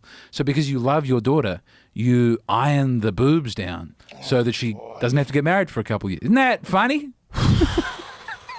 Jesus Christ. They should put an end to it. Last shoe factory making Lotus shoes closed in 99. 1999. Wow. There could be some Michael Jordan Lotus shoes out there. Lotus shoes. Oh my God. So when did this start? That's 1200s or something like those. Wow, the 1200s. We got Look the at that feet. lady's We got the foot. feet. Look at that lady's foot. Look at that. That is so crazy. I just see beauty. I just see. I see painful pinky toes. Yeah, How she is doesn't that seem lady happy. ever going to take like an aerobics class? Look how it's become for a the poor. part of the bottom of her foot. That's Yeah. so crazy. How badly does that fuck with your back? It's so big on that screen. I'd never seen them that big before. Bro, those feet are busted up. But the commies stamped it out mostly. the I commies think. did? Well, it's The commie- I probably, think Mao got you rid of can't work. No, you got to be. Yeah, you can't partake in the great glorious revolution. Oh, the lotus shoe. They are beautiful shoes. That's so crazy. You can't buy them. Why not? You went straight to shopping. You never know Is what that the happens. same thing? No, that's a brand that's not- name. I just wanted to That's see a what brand name. You walk into your house, it's all O.J. Simpson merchandise and foot-bound lotus shoes. Actually, his sort of- driver is pretty good. That's hilarious. What a fucked up practice. Yeah, there's a lot of them. Yeah. What about the one where women put plates in their lips? Oh, plates in the lip, the neck extension. Mm-hmm. I love the ring neck extension. The ring neck extensions don't even make sense. Like, how does that work? Like, if you take it off, will your head fall off? Like, do you have I any think it muscles just left? shrinks. Do you have any muscles left to support your head? I would doubt it. Like, do you have to keep that on for the rest I of your don't life? think they're meant to be that long. No. I think bro, that's- that's fucking insane. That's insane. Just one guy saw a giraffe and he was like, "Can we do that?" That's hot. so insane. Is that a Photoshop? Is that Photoshop? It's the same person in multiple That's photos. really legit. But that's not. But there's a young lady doing Okay, it too. that That's can't a be real. Photoshop. That can't be real. That can't be real. That lady's head is 15 That's feet like high. that last one's like AI porno for neck guys. Bro, that's so dark. weird. That's so weird. Like, I don't like that at all. Yeah. Video of it. So Oh, don't show me. Oh, they just keep It's in piling those Myanmar. things on and fitting them. Yeah. What a weird thing to do to your neck, man. That's got. But we do weird stuff. We inject lips. But bro, that's People get crazy. fake She's bumps. got a towel under her No, chin. but they could be watching it being like, in America, they chop off a little boy's penis and they turn it into a pretend vagina. Isn't that sick and wrong? Well, they probably do that there too, and I That's would agree true. with them. That's a very important part of our culture. I wonder if they do it. I someone in the green room was saying the other day that the reason why there's so many lady boys in Thailand was because being homosexual was illegal. Is that But true? wasn't it legal everywhere? This person that said it is just they said it in passing. I Yeah. don't know if it was true, and I meant to Google it and I totally forgot it until now. I mean, it could be. I'm pretty sure it was illegal all over the place, and no one else was doing that. No one else had that That's true. particular reaction. Well, that's the thing about what is that fucker? Turing, Alan Turing. Yeah. Alan Turing was the guy who invented the Turing test. And he was gay, and they. Yeah, and they fucking poisoned him. They gave him They- like hormone blockers. Was it just because he was gay? Yeah. There were so many gay British guys, though. who Yeah, but were- he was They had like a like- long history of. Like Oscar Wilde, everyone knew he was gay, and it was only when he went after a guy's son that I think they went. Oh. Yeah, I think he went after a guy's young son. Well, they can always target you for it though. If they want to get you for something else, they will. Yeah. They use that. But And I think Byron was off. But he was like hospitalized. Legality of adult. same-sex activity. Private adult, consensual, and non-commercial sodomy was decriminalized in Thailand in 1956. However, same-sex attraction and transgender identities were still seen as socially unacceptable in many cases. Those with gender expression or behavior falls out of social norms are less likely to be tolerated or accepted. So what happened? just this year, they've allowed same-sex marriage. Oh. They've allowed adoption from this year. But that's very late to it because I think a lot of gay couples have been going there to get children for a long time. And now they're saying you can have them here. Like that's a big... That's not spoken about is the rent-a-womb and the... It's kind of bizarre. I'm against it. It's very strange. The idea of a surrogate is very odd. Like, you're having a baby, but it's not really you having the baby. Like, okay, I get it. If someone can have a baby, the couple wants to have a baby, they hire a surrogate. I get it. It's your genes. It's your baby. But it's like... But also there's... I mean, I know Elon has like a lot of kids with different ladies. But that's the public one. He's like one of the only public-facing billionaires. There's got to be guys out there who are like, I'm getting 10,000 kids. I'm like... take my cum and move it out across. I'm going to be Genghis Khan with science. Well, guys have done that are doctors. They just put their own cum. Oh, yeah. You There's ever seen- there's a breakout I do case a in bit Adelaide at the about moment. one of those There's a guys. guy there's maybe 1,000 siblings in Adelaide, my hometown Oh, at the man. moment. It's every time guys get a chance, they do it. Surrogacy has a long history dating back to ancient times with the early examples found in Babylon and the Bible. While traditionally involved natural conception, modern surrogacy, including artificial insemination and in vitro fertilization, has been developed through scientific and legal advancements. Okay, but the thing is, it's like they're just playing with words. Hold on. Let's go back. Because they're saying surrogacy for someone having sex with someone and getting them pregnant and having Yeah. a baby. That's not surrogacy. You got a pregnant with That's a mistress. you got another lady pregnant. That's all that is. So what we think of as surrogacy is you taking an embryo and inserting it into another woman's womb, right? Yeah. That's a completely new thing. And I think That's it's where really it's weird. It's because common in like wives of soldiers. the other one's like an agreement. Like if Yeah. the wife can't get pregnant, but she wants to have a baby, and she says, "Listen, if you fuck my best friend, she'll have the baby, We'll adopt and then the baby." we'll take care of the baby." Yeah. And I know that I can't have babies, but you know, if you guys were that kind of swingers and you're down with that, and that's up to you. That feels different from That's science. not surrogacy. Yeah. You just had a baby with a different human. No, surrogacy seems Right. bad and wrong. I'm digging in. Well, bro, it's going to go to artificial wombs, all right? That's going to be the new one. And whether that's 20 years from now or 50 years from now, you're going to be able to make a baby outside of a human body. It's going to get real freaky. we got to draw a hard We line. pulled this up. The IVF thing gave me Yeah. a weird thought. I'm a little stone thought. What? It's not possible how Jesus was born, was it? They didn't have any sort of way You're to saying do in that our vitro Lord was fertilization back an then? IVF And we baby? just like forgot about it. Could be. Could be that they had that technique. Jamie, it was the Holy Spirit. I know what they say. I'm just but like Yeah. devil's Well, advocate, obviously. But well, for sure, they could have inserted sperm into her. Without her There was- ever having sex, they But could have I impregnated her. think there's like dolphins that can do it. If dolphins are on their own for a long time, then an egg can fertilize another egg. What? It doesn't happen often, but there are examples of it. Really? Yes. That's nuts. I believe that I've read that. You sure? I've said that loudly and Dolphin? confidently at a party Mammals? before. Mammals? It might have been. That sounds so crazy that a mammal could do that. dolphins don't lay egg. Oh, inside, I guess. Yeah. Inside of them? They can I'd be inseminate so happy their if I was own right. I think it's like a couple examples of auto-insemination. So it's like one of the eggs has so much jizz in it that it leaks out and You gets get a in very, the other eggs. you get a very butch egg. Yeah, you you get a get- trans egg. You get maybe one of the eggs is male and it just jizzes on the other egg. You know, it's an early developer. Yeah. It's Just like comes out of, maybe jizz is like in some of them out of the box. I think there's virgin birth in nature. It's not common. Doesn't happen a lot, but it is definitely possible. animals switch genders. The animals, like especially like primitive reptilian type fucking weird animals. Yeah. They can. There's certain animals that can switch their genders. I think seahorse ladies have a penis. I think so. Am I getting that? You know, hyenas have a penis. Females, No, I didn't know that. bigger than the males. Just for show? Just No, for, they dominate the males. They're bigger they than peg the males Yes. with their. Female hyenas, they're one of the rare matriarchal mammals. So the females are bigger than the males. Yeah. They have more testosterone than the males, and they have bigger dicks. And they hold the males down. Look, yeah, you want some of this pussy? And then the male has to take his little dick and stick it inside of her big dick. What, with the big And that's lady dick just slapping against his belly? Yeah, you want to hear even worse? 60% of all hyenas that are born suffocate to death during childbirth. Coming out of Why? that dick. Because they're coming They out of come a dick. out of the dick? Uh-huh. The Yeah. vagina's on the tip of the dick. No, it's really a vagina. Come on, hold It's on. a vagina, but it's like a Can we see long the dick. hyena? Oh, it's bananas.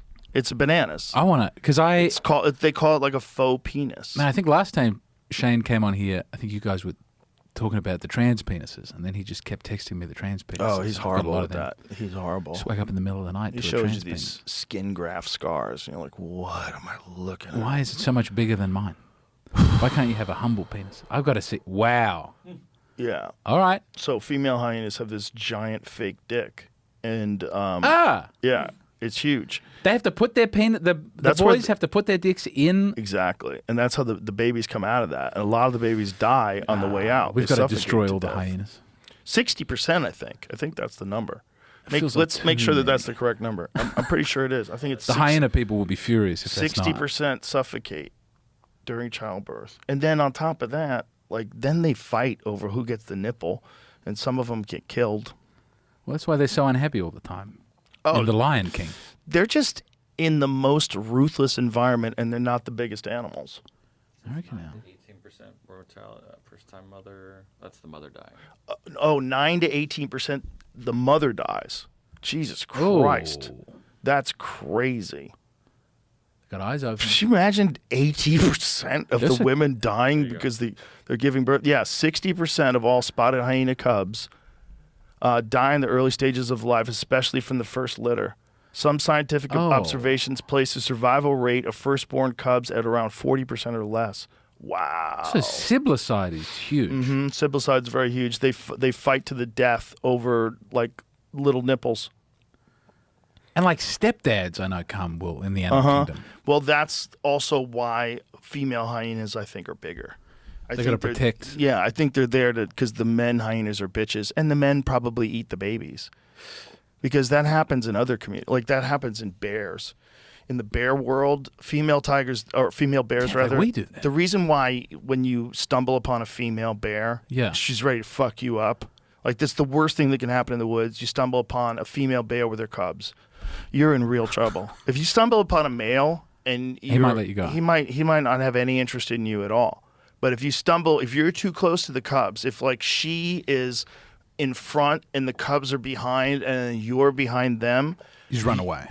Bro, you might not have the time. She might just come for you, and you can't do a goddamn thing about it because she's dealing with male grizzlies eating her cubs all the time. So she's always on 10. I mean, if we go to Yosemite, should we bring a gun? You shouldn't go off trail for sure. All right. You shouldn't go off trail. You should definitely bring bear spray if you're anybody. Yosemite is in California, right? I fucked this up before. Yellowstone has the grizzlies. It's Wyoming. Yosemite has the black bears. Black bears generally aren't as dangerous as grizzly bears. Are there grizzly bears in California? No, there's not. Right. Even though it's the flag, the state flag. Yeah. It's the bear on the flag. The flag misled me. They killed too many people. And they killed them all. But they've got coyotes still running around. Coyotes don't really kill people, though. They kill your cats and dogs. Right. Mountain lions occasionally kill people, but grizzlies were killing a lot of people. I feel like you guys have way more animals that kill people than we do. Oh, yeah, for sure. People talk about our animals all the time. We've got a snake and we've got a spider that you want to watch out for. You got saltwater crocodiles, motherfucker. Yeah, but if you stay away from the crocs...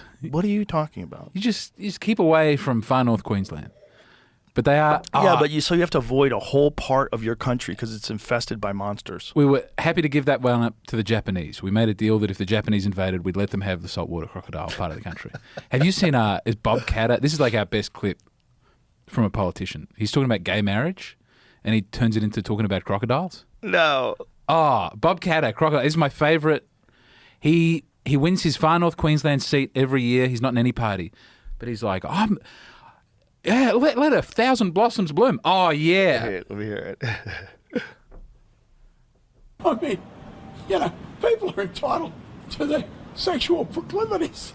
I mean, let there be 1,000 blossoms bloom as far as I'm concerned. But I ain't spending any time on it because in the meantime, every 3 months, a person is torn to pieces by a crocodile in North Queensland. He's the man. He needs more power in our government. Every 3 That's months, just how he a talks. person is torn apart by a crocodile in North Queensland? Is Yeah, that it true? is. I believe it. Jesus Christ. Well, there's a dude. lot of people. There's a lot of. They come into the ocean as well. Okay, I want They you to swim out imagine of the this. waters. I want you to imagine this. Yeah. What if every 3 months someone got killed by a werewolf? Would you still go out at night? Yeah. Yes, I would. Every 3 months, someone gets killed by a werewolf in your town. I mean, but how many people are dying on the roads every day? I understand, but there's something uniquely terrified about getting eaten. The Crocs never got Steve Irwin. That was the Rays. I'm more 2020. upset by the Rays. Well, he 4 knew how to deaths. handle the Crocs. What's that? 4 deaths since 2020 and 9 non-fatal attacks. See, Oh, so that's bullshit. But that's not still you just didn't die. You got ripped apart though. 9. 9 yeah, people. but that's not 3. That's not like what Yeah. he was saying. He maybe was saying it's 3 come a- down. He would have That's said not that. bad. What was his Depending on number that he was He saying? said 3 a month. What did what he he say? said? Yeah, 3 a this month? is also 7 years Every ago, 3 months. since Every 3 months. Oh, every 3 2018. months? We might have clamped down on it. Yeah, it's only 4 a year. Yeah. But Okay. also, there's, But you're not all like time? walking How through many the all city. time? You're not walking through the city and going, the Crocs are going to come and get me. Yeah, but if you go anywhere near a lake and you make the wrong kind of vibrations, Yeah, they were very. I went to Cairns once, and they were all very scared. they come out so quick. They come out so quick, dude. But also, what a beautiful way to die. Nope, If you have to not die. beautiful No? at all. Nope. He was eaten by a crocodile? Reptilian, evil. The last moments of your life will be horrible energy that you will pass on to the cosmos. You will die in the most horrific way possible. It's not that many. They all fit on 2 pieces of paper. Yeah, well, he's overplaying. He's over-egging it. 1985. These are all the people that have been But killed. again, even. cans, Both. Cape Okay. York. That's up So north. there's a lot of non-fatals in there. Or dudes Very lost few people legs. there. No one, we don't have it. We've got Cairns. That would be the biggest city up north. What, are those as large as the Nile crocodiles, the saltwater crocodiles? I don't know how big a Nile crocodile is. Well, I think I only Nile. just saw an alligator for the first time. They're not as scary.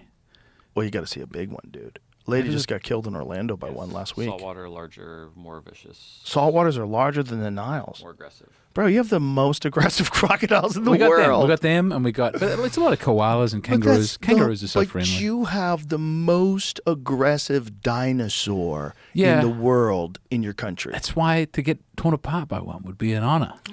Yeah. Okay. It would be no. You know what I'm I would way like less to do? scared of them I'd like than- to get together with some special forces dudes and kill those motherfuckers from the air. Okay, Steve everybody thinks you Irwin have to would keep not them allow me to around. let that pass. You got to keep them around. Yeah, I think maybe we keep 3 in a zoo and everybody else is dead. They're beautiful creatures. Turn them into shoes. Do you know about the cage of death? What's that? You can get into a cage with one. Yeah, doesn't that look? Don't you show me That's that. a good cage. God That's a damn strong it. cave. You'd be fine. No, people. Why do you want to do that? wanna see Don't 'em. want to do. Jesus, that is such a monster, such a fucking heartless monster. If that thing opened up somehow accidentally, it would love to eat you.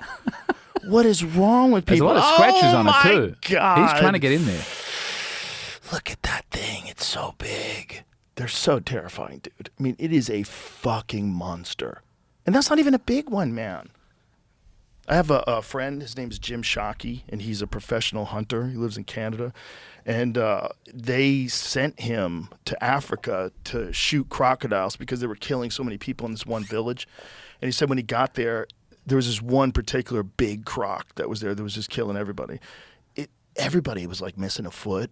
Everybody had one arm, like for It's real. like the Jaws, but for crocodile. Yeah, he said Yeah. it was crazy. It's like so many people in this town had been bitten by crocodiles. So they had developed this system where they put posts in the ground in the water so that they knew the crocodiles couldn't get into that, right? So what the crocodiles did was go around it and sneak into the Yeah, water when the tactical. people weren't around. They're impressive, beautiful. Have you seen in India when they get like a puma in the village, and everyone's standing on the roof, and the puma's like running around the streets, yeah. and the guys are trying to throw a Nuts. net on it? Yeah, nuts. Is that Look it? at the Is that the size big of croc? that. The Philippines. Oh my God. It's over 20 feet. Is that a saltwater one? It looks bigger because they're very small people, but That's so big, dude. That's so big. That's such a dinosaur. and then we turn it into handbags and shoes. Thank God. I went down a rabbit hole the other. It's so funny that people want to keep them around. I know. I want to be real clear. I don't want them to go extinct for sure. I'm just mostly just fucking around here. They shouldn't be in residential But zones. it is weird that we tolerate a certain amount of monsters. It's weird. To reintroduce them seems nutty. Oh, When people are bringing the wolves back, I bro, don't the thing they're understand doing in Colorado is so stupid because this is what they did. Okay, Colorado took these wolves from Oregon Yeah. that had been preying on cattle, and then they moved them into Colorado where they preyed on cattle. that. Yeah. And then the people whose cattle they were preying on got pissed off, so they took a bunch of them and removed them and put them in Pitkin County over by Aspen where they prey on cattle. It's the dumbest thing. Everyone's like, "Oh, it's going to What, are they balance trying to out shut the down the wildlife." cattle industry? No, they're dumb. They don't know what they're doing. It's wildlife. It's ballot box It's just one biology. furry who's like, No, it's the We gotta get governor. The governor and his husband wanted to do it this way. They wanted to reintroduce wolves. But wolves were already on their way to being reintroduced to Colorado. They were doing it naturally. There's wolves. There's a pack of wolves that was established that had already made their way into Colorado. Colorado borders Wyoming. Wyoming has wolves. So they were getting wolves. is this a tourism thing, or they just like They in just the abstract no. they It's wanted like wolves again? look. There's some like real thought that could be put into whether or not an ecosystem should be balanced with the proper amount of predators. And if you, the human race, were responsible for killing off this one major predator that was in this ecosystem, Yeah. that seems irresponsible. And maybe we can bring that animal back and it would balance out the system. This is the thought process behind Sure. it. The problem with that is these animals have become accustomed to just killing cattle. They did it in Oregon, then they did it in Colorado, and then they're doing it where they are now. And everybody wants to pretend it's not happening. Yeah. So they want to pretend they didn't do a giant fuck up. These are not wild wolves that are going to go out and hunt down elk and make the population smaller. No, they're used to preying on cattle. Yeah. So they're killing cows all the time. But there's a lot of people who want to hunt, right? Like, there are Yes. people who want to take out the animals that the wolves would have taken out. Well, yeah, but you should have a balance. You should have mountain lions. Like like the wild you can't sterilize certain aspects of the ecosystem because they're dangerous to you. But what you shouldn't do is take these animals and then move them into an area where nothing is prepared. Yeah. The ranchers aren't prepared. No one warned them. They moved them to that area without letting anybody know. One of my friends has a ranch there. They released some of the wolves on his property. And these wolves, now all of a sudden, wolves that are used to killing cattle are killing cattle down there. Yeah, because it would be way easier. They're easier. They're all together. Yeah. They don't run away. They stand still But and you kill the calves. They're like in Britain, they got rid of all the wolves. They got and they rid seem of all to- the wolves everywhere, dude. Yeah. There's a reason why they did it. It was because wolves are like the most intelligent. They're like psychic super predators. They're the most intelligent of all predators. They're the only predator that we have in North America that hunts in a pack. And they're big. You're dealing with 100-pound plus Yeah. animal that hunts in a But pack. they're bringing back the dire wolf as well. Well, so that's different. Okay. This is not. But they were not they're happy with the bringing it size of the back wolves to that put they it- had? They're not going to put it in the wild. All right. They brought it back to show that this gene editing that they do for animals is legitimate. So to do that, they reproduced an animal from the genes of one of them. What was it? What were the numbers, Jamie? One was like 50,000 years old, and one was like 70,000 years old when Beth Shapiro was in here. The lady who's like the head geneticist, Yeah. brilliant woman, she was explaining it all to us. And it's just, the whole thing is bananas. So they essentially didn't even know what they were going to look like until they came out. Is the hope that we get the dinosaurs? Well, They're that's trying to build Jurassic Park. 100% that's going to come if they have DNA from a dinosaur. I don't think they do. I don't think it's possible. I think it's too degraded when it's that old that you don't Yeah. find but maybe they'll find But something. the Tasmanian devils, definitely, they're always trying to bring that back. No, the Tasmanian tiger. Sorry, the Tasmanian tiger. devil. Tassie devils they're around. That's a weird one because they Yeah. get cancer from biting each other. They get face cancer. They all have weird. I mean, all the koalas have chlamydia. Do they really? Yeah, something Probably like from 90%. sailors. Australian Well, they're very sailors. cute. They're very. It's the dugong of the land. Those Tasmanian devils, they bite each other in the face and they get these horrible face deformities. It's like How did the cats get communicable AIDS? cancer. It's like cancer that they transfer to each other. It's real weird. Did I they think it might have be that before we got there? I don't think it has anything to do with us. I don't think that's. I think it has something to do with like whatever the fuck is in their mouth. You know, it could be just all the horrible shit that they eat. Yeah. And then they bite each other, and their teeth are probably rotten and disgusting. I don't know. Like, why do Tasmanian tiger or devils rather give each other cancer? Let's find out. But what are they? I mean, we could let them know. What are we going to brush their teeth? We're No, gonna- can't do anything unless you can come up with a medication that stops it from happening, like an antibiotic or something. I just don't understand like how cancer can be communicable like that. Like you can just transfer it by biting. Seems crazy. Yeah, if you got covered in a tumor, you wouldn't get cancer, would you? Okay. Devil facial tumor disease. It's a contagious fatal cancer Oh, that shit. primarily affects the face and the mouth area of Tasmanian devils. Disease has significantly impacted the wild population, posing a serious threat to their survival. What is it? DFTD is a transmissible cancer, meaning it spreads through the transfer of living cancer cells, primarily via biting. But they didn't notice till the 90s. Wow. The tumors usually start as lesions or patches in the mouth and on the face and can grow into large, disfiguring masses. The disease is almost universally fatal. Whoa. So we must have done this. We must I don't be think somehow. so. But if it started in the 90s and now they're going extinct because of it, But that does happen with animals sometimes. yeah, that feels like weird timing that It could they were be. getting by for 100,000 years and then 200 years after Whitey gets there. But it's possible, right? Yeah, that's yeah. whoa. It's good to be cynical. We're about to name a That's football nuts. team after them. They're a crazy animal. You ever hear the sounds they make? No. Let's play that. Play the sounds of a Tasmanian devil. They sound so cool. Like, he was my favorite character, for sure, in the Warner Brothers cartoons. The Tasmanian devil, he'd spin around in Who's your circles. favorite? Blah, blah, blah. It was fun. I like When Bugs he would Bunny. show up. When I found out, that was Oh, at Bugs Bunny's university, cool. people kept going like, he's black. Do you know he's black? Bugs Bunny's black? That's like a big thing that he was a black-coded character. He's always like relaxed, Oh. and he's got a cool plan that he's working on. He's like a zoot suit guy from the 20s. Yeah. Let me hear some of this.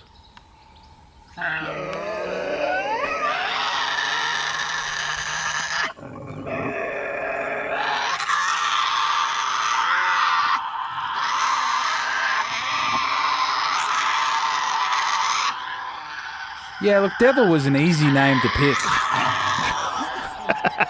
No points for the guy who came up with that. Right.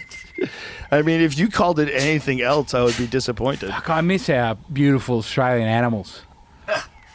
I miss the trees. I got to go through California and see all the gum trees again. I hadn't seen gum trees in forever.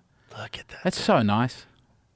What a ferocious little fucker. Something gets in the blood where it's like, that's what I think an animal should look like. You know what I saw? That's what I think foliage should close be. recently for I think maybe the first time. A wolverine.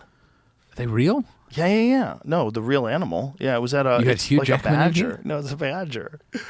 It's in the badger family, I think. But I saw one at like this nature preserve when I was on the road. It was pretty interesting, man. You see those little fuckers, like they're unbelievably ferocious. They scare bears off of carcasses, and they weigh like 50 pounds. But this is the year that I've seen the most animals because I've got kids and we travel around. And I've been to like 8 zoos this year. Oh, cool. So it's a lot of zoos, but man. Did you know in New York they had a guy at the zoo? They had a human zoo. What is he fighting here, Jamie? Yes. Wait, that's the Wolverine? Yeah, it's a wolverine. Oh, if we get and into a animal wolf. fight videos, Wolverine I'll have and a a drink. wolf. I think he duking it pissed out. himself while that was happening. Of course, he probably pisses himself all over the place, just probably to make himself more ferocious. Like the wolf gets a hold of him. I've seen mountain lions get a hold of him, and they don't kill him. They're like unbelievably durable. You ever watch the And bird and the ferocious. fish that goes on for like? The bird and the fish. There's like a heron trying to get a small fish, and they play it in slow motion. They put classical music behind it. No, I haven't Animals seen trying to that. get away from other. That's a big Oh, I've watched a lot of those animals trying to get away from Yeah. animals. Yeah. running fast across the wilderness. You want them to get away. So your animals, you have a lot of weirdness going on over there, right? Because you have kangaroos. Sometimes they get like an infestation, right? They're like, Then they have go up in a herds. helicopter and they gun down the Jeez. kangaroos. What There's- used to kill the kangaroos back in the day? I don't think anything was killing them. So how did they get to I think such there a... might have just been less arable land. Maybe they had like less to eat. Oh, I really? assume they would starve, but like, I don't think anything kills the emus. We lost all our big predators. The predators aren't got 2. Dingoes and But dingoes came later. wedge-tailed- Dingoes, I think, came from India. Yeah, but here's the thing, man. Some kangaroos are like 6 feet tall. They're fucking huge. Like But they'll only bother you. So there's that one video of the guy with the dog. But right, but usually what I'm they won't saying leave is, you alone. good luck to the dingo. Yeah. These fuckers get big. Well, they're in packs, though. Dingoes are. Yeah. Oh, so they'll I hunt. think they're in packs. Well, they probably don't hunt the big males either, right? Oh, bro, look at all. of them. Fuck, I miss Australia. Do you? Yeah. What do you miss the most? Oh, I miss the football. I miss the Look at the all, accent. Look at all these fucking. I don't remember that. That kangaroos, doesn't man. usually happen. We don't usually get together in What's a all the demon weird mob demon like that. cults? It was during COVID when everyone was inside. There was like kangaroos came back into the town. They were jumping about. So this is a mob of kangaroos. That does look like a mob. You'll see them. You'll go on like a nature walk and you'll just see a kangaroo in the distance just looking at you. Jeez. But they're like, they seem friendly and mysterious, and then they jump away.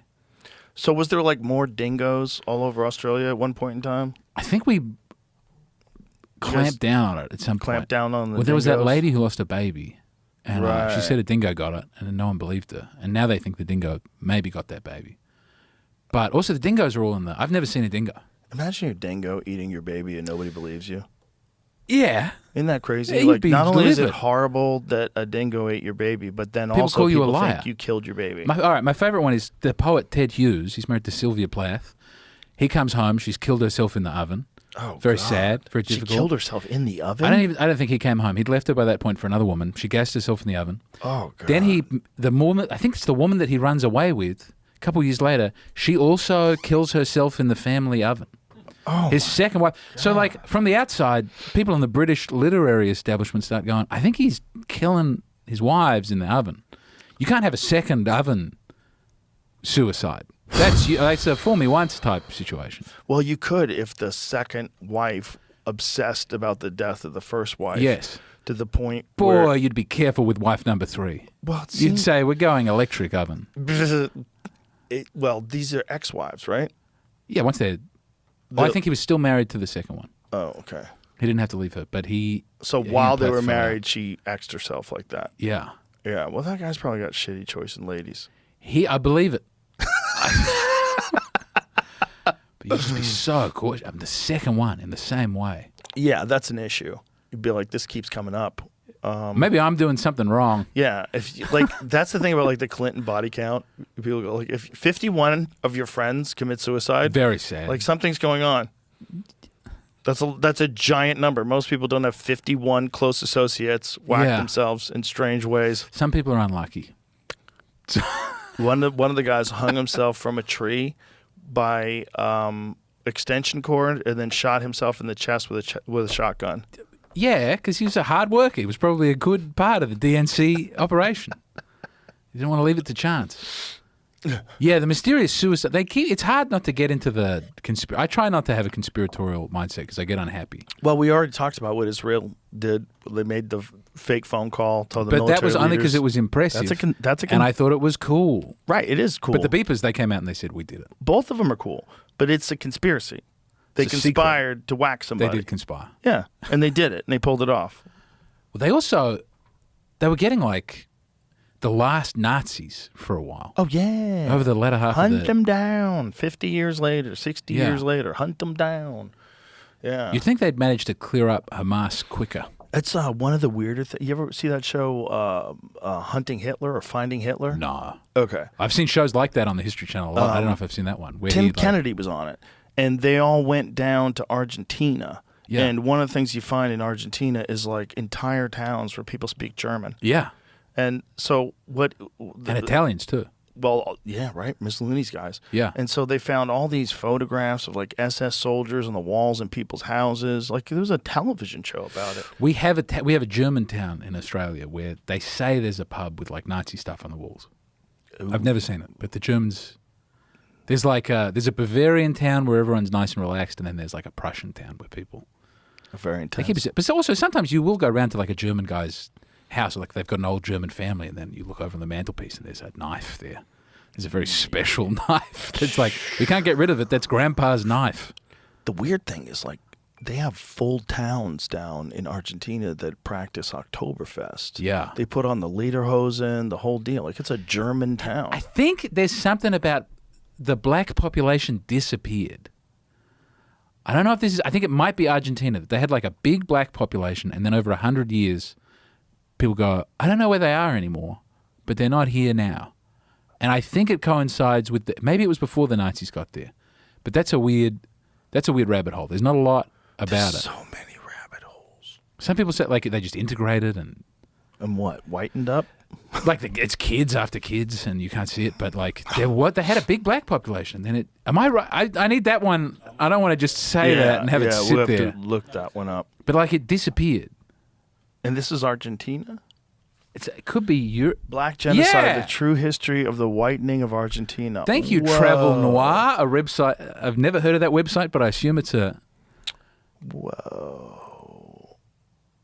Today, many Argentinians hold the erroneous belief that Argentina neither participated in the slave trade nor witnessed the presence of Afro-Argentinians, as if they had left the country naturally. Such misconceptions persist despite historical evidence. Former Argentine President Carlos Menem once shockingly declared, in Argentina, blacks do not exist. That is a Brazilian problem. No one's bringing that up. Whoa. Less than 2 centuries ago, black individuals comprised over a third of Argentina's population in 1800. That seems like a question. That seems like someone should find out what happened there. Holy shit. Holy shit, man.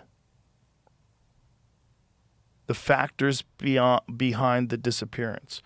sudden and profound disappearance of black Africans from Argentina is attributed to a confluence of factors. The 1870s, though. First is the war against Paraguay, spanning from 1865 to 1870. Thousands of black individuals fought in the military during these conflicts and other wars, resulting in significant losses. The fatalities led to a considerable gender gap within the African population, prompting unions between black women and white men, which effectively diluted the black populace. In addition, many Afro-Argentines sought refuge in more welcoming political climates in neighboring Brazil and Uruguay.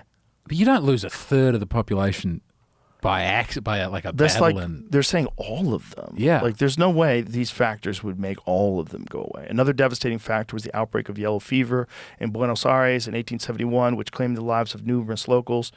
But still, wouldn't it be like here it is. But many sources point to a far darker and more sinister force at work. A covert genocide orchestrated by Domingo Faustino Sarmiento, who served as Argentina's president from 1868 to 1874 and played a pivotal role in decimating the Afro-Argentine population. Okay, so it is a genocide. yeah. But this was about 100 years before I thought. Wow. But then no one's going after Argentina for this. Well, I didn't even know about it until It's always 5 America. minutes Everyone ago. goes about like America's a racist country, their racist history. Holy shit. Why is no one talking about Brazil's slavery? Brazil had way more. Yeah. Brazil was like, I think they kept doing it for 20 years as well. It was huge. And then everyone just acts like Brazil is a cool place to go by the beach and relax, which maybe it is. Have you ever seen The City of God? No. City of God is about the favelas in Brazil, Yeah. in Rio, and it is. It makes Eddie Bravo said this, that it makes Boys in the Hood looks like Sesame Street. It really does. Like, if you watch that movie, it's so violent and so crazy. And apparently, when you talk to people from Brazil, particularly from the favelas, Yeah. it's actually accurate. Like, there were gangs of kids like this. There were like young 10, 11-year-old kids committing murder every day. They had guns. They were moving drugs and getting money, and like young. What young turned it around, kids. though? They still have it. Ah. It's still an issue. I mean, they've done their best to try to like, the soldiers will like do raids into the favelas Yeah. at times, especially when someone does something crazy. But I know I was saying positive things about slums before. There's negative things to having slums as well. I would just like there to be more housing. yeah, housing would be good, but good housing would be better. And there's enough money. There's enough money to do that. It's like you just Yeah. have to. We have to prioritize. Like, what are we spending money on? I mean, we shut Australia down for like 2 years. No one was doing anything. Yeah, you guys went nuts. If you ever lead the world in something bad, that's, I think, a bad sign. Once you have the longest lockdown. What is it about Australians as a culture Yeah. that allowed them to be kind of ordered around like that? We love rules. Is that what it is? I think about this a lot. Because it's, I mean, like driving in America feels wild and free. Like, no one's doing the speed limit. If you do the speed limit on the freeway, it feels way more dangerous than going 5 over. We have cameras you can't, if you go 1-2 miles over the speed limit in Australia, you get a fine. They've recorded you. You're in. And we don't push back. I have no idea why, other than because people don't like it. Overall, people don't want to go through the bureaucracy. Yeah. But maybe we have no like animating sense of freedom that people should be free. It's like, I think if the motto here is "Don't tread on me," we've got "Pull your fucking head in." You hear that quite a lot. Pull your head in. Pull your head in. What's like, that mean? What are you fucking doing? Pull your fucking head in. Like, get in line. Go with the flow. Do what you're meant to do. And for a while, I guess we were also prosperous for a long time, and that worked. If you just like laid low and you did what you went to school, you went to uni, the government's going to pay for your uni, you get a nice job, you get a big beautiful suburban family home. Don't buck the system. You don't have to do anything crazy. And as that falls apart now, which is falling apart quickly, rent's out of control, the inflation's so much worse. The immigration is like, it's silly. Like, we're not building houses in line with that. And so it's like, a lot of comics are moving overseas. Like, in a way that no one moved overseas. For the first 10 years I was doing comedy, I think a couple guys went to the UK, and that was it. And now Aaron Chen's here, Blake Freeman's here, Amos Gill's here. What do you think is the big motivator to What was the biggest thing that was a problem over there? Post-COVID, I mean, COVID radicalized a lot of people. Is that what it was? Just the kind of control they put down on you guys? It was, and then there's so much opportunity here. People keep saying the cost of living's going up in America, and it is, but it's like still, it's wacky that eggs are only $3.70 or something. That's so cheap for eggs for us. Really? Yeah. How much are eggs over there? More. Substantial. Yeah? Yeah. Like how much? Give me. I don't know. I'm buying free range eggs because my wife insists on it. But still, I think if you did if you did like a milk to milk, egg to egg, you'd dominate. Interesting. America has so far to go before it gets to be a revolutionary. 14 a dozen. Whoa. $14 a dozen you guys pay for eggs? That's crazy. Oh man, it's if you got Coles and I mean the dollar's a bit different. So there's less opportunity, things are more expensive. And also But what about COVID radicalized a lot of people? You got locked in your house it was literally in Melbourne. We were in Melbourne when it kicked off. My wife and we had a newborn child, and she was pregnant with the next one. And they said, we're locking everyone down for 6 weeks. You can't leave your house. And we had we had like stronger state-by-state regulation. So if you moved back, we were from Adelaide in South Australia. They said it was 2 weeks if you came from interstate. So we just drove all night and got out, but then watched as people. It's like a 300-day lockdown. Jesus Christ. You couldn't do. It was one of the only places you could do shows was in Adelaide. I like Josh Steps. He seems great. I saw him on here talk about I think you confronted him about the concentration camps. And it's like, yeah, we had camps where we concentrated people. I don't know what else you're meant to call that. Yeah. Yeah, we had a disagreement, too, about myocarditis. And it was interesting. It was like you would get all these different... Now it's like firmly established as a higher risk of myocarditis for young people that took it. But back then, it was really confusing. And I was like, why did I read articles that said it was a higher risk? And then he brought one up that said there's more of a risk of getting myocarditis from COVID itself, which really didn't make any sense even in the argument, because back then we didn't know that it not only doesn't protect you from getting the virus, it doesn't even protect you from spreading the virus. So you still get it. So you still have a chance if that's true. Yeah. But it turns out when I talked to Dr. Asim Malhotra, who is he's a part of this whole Maha thing too, and he was another doctor that was initially pro-vaccine and eventually just realized there was a bunch of horseshit going on with all of it. He said that's not what they measured. They were measuring troponin levels. They were measuring like what happens when you get sick, and that those levels are higher in a viral infection. And he was saying that's not indicative of what true myocarditis is, which is an enlarging of the heart, and a scarring of the heart tissue. It's like it's a different thing they're looking for. They're elevating the number of people that are getting it from COVID by doing it this way, he was saying. Oh, I can see why you, like, it's hard to lose trust in the establishment. Like, you want to believe that the people running the medical side of things and who are setting all the rules have your interests at heart, and you should listen to them. Especially if you're in certain social circles, right? Yeah. So if you're in certain social circles where people are very pro-science and very logical and rational, and they are all in agreement of one thing, you don't want to be cast out of that social circle. You don't want to be thought of as being a fool.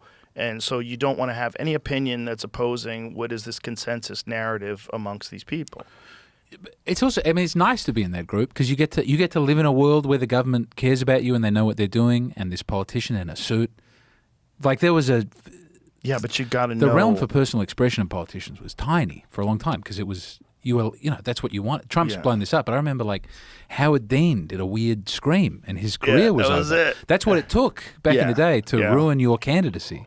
Well, how about... Because they had to keep that illusion going that like these are very competent people who will not make a weird noise at the wrong time. Oh, well, for sure. That was all they would need to latch onto, and then they would like throw it in everybody's face. It would be all over the news, and it would be over. Yeah. There was no internet. You know? But isn't that a nice world to... That world? Like that 50s world of like, we've got a man in a white coat and he knows what's up. You don't have to do all the... It's taxing to try and figure out how disease works. Oh, it's not fun. It's not fun to not trust anyone and always want to read like hundreds of different articles on any complex subject to try to get an understanding of who's telling the truth and who's not. It's a pain in the ass. And the cost for getting it wrong is, like if you get 19 things right and one thing wrong, they just go, you're a fucking idiot. Oh, 100%. Yeah. But I think the key is like you have to say why you got it wrong and then express yourself. Like, I get things wrong, but I'll tell you why I got it wrong, and then I won't lie, and I'll tell you what I know now. So if I know now that something's different than what I thought, I definitely always say it. And I always say, I was wrong about this, and this is why. I like get it out. You got to get it out because it's important. Like the whole thing is we're trying to figure out what the fuck is actually going on. And when you're looking at like really complex, like you get into something like the Kennedy assassination, which is like one of the big ones in this country because there's a lot of people like, oh, let it go, let it go. And then there's a lot of other people who go, no, no, no, no, no, no, no, no, no, no, no, no, no, no. This shows you how they did it in 1963, and they've evolved.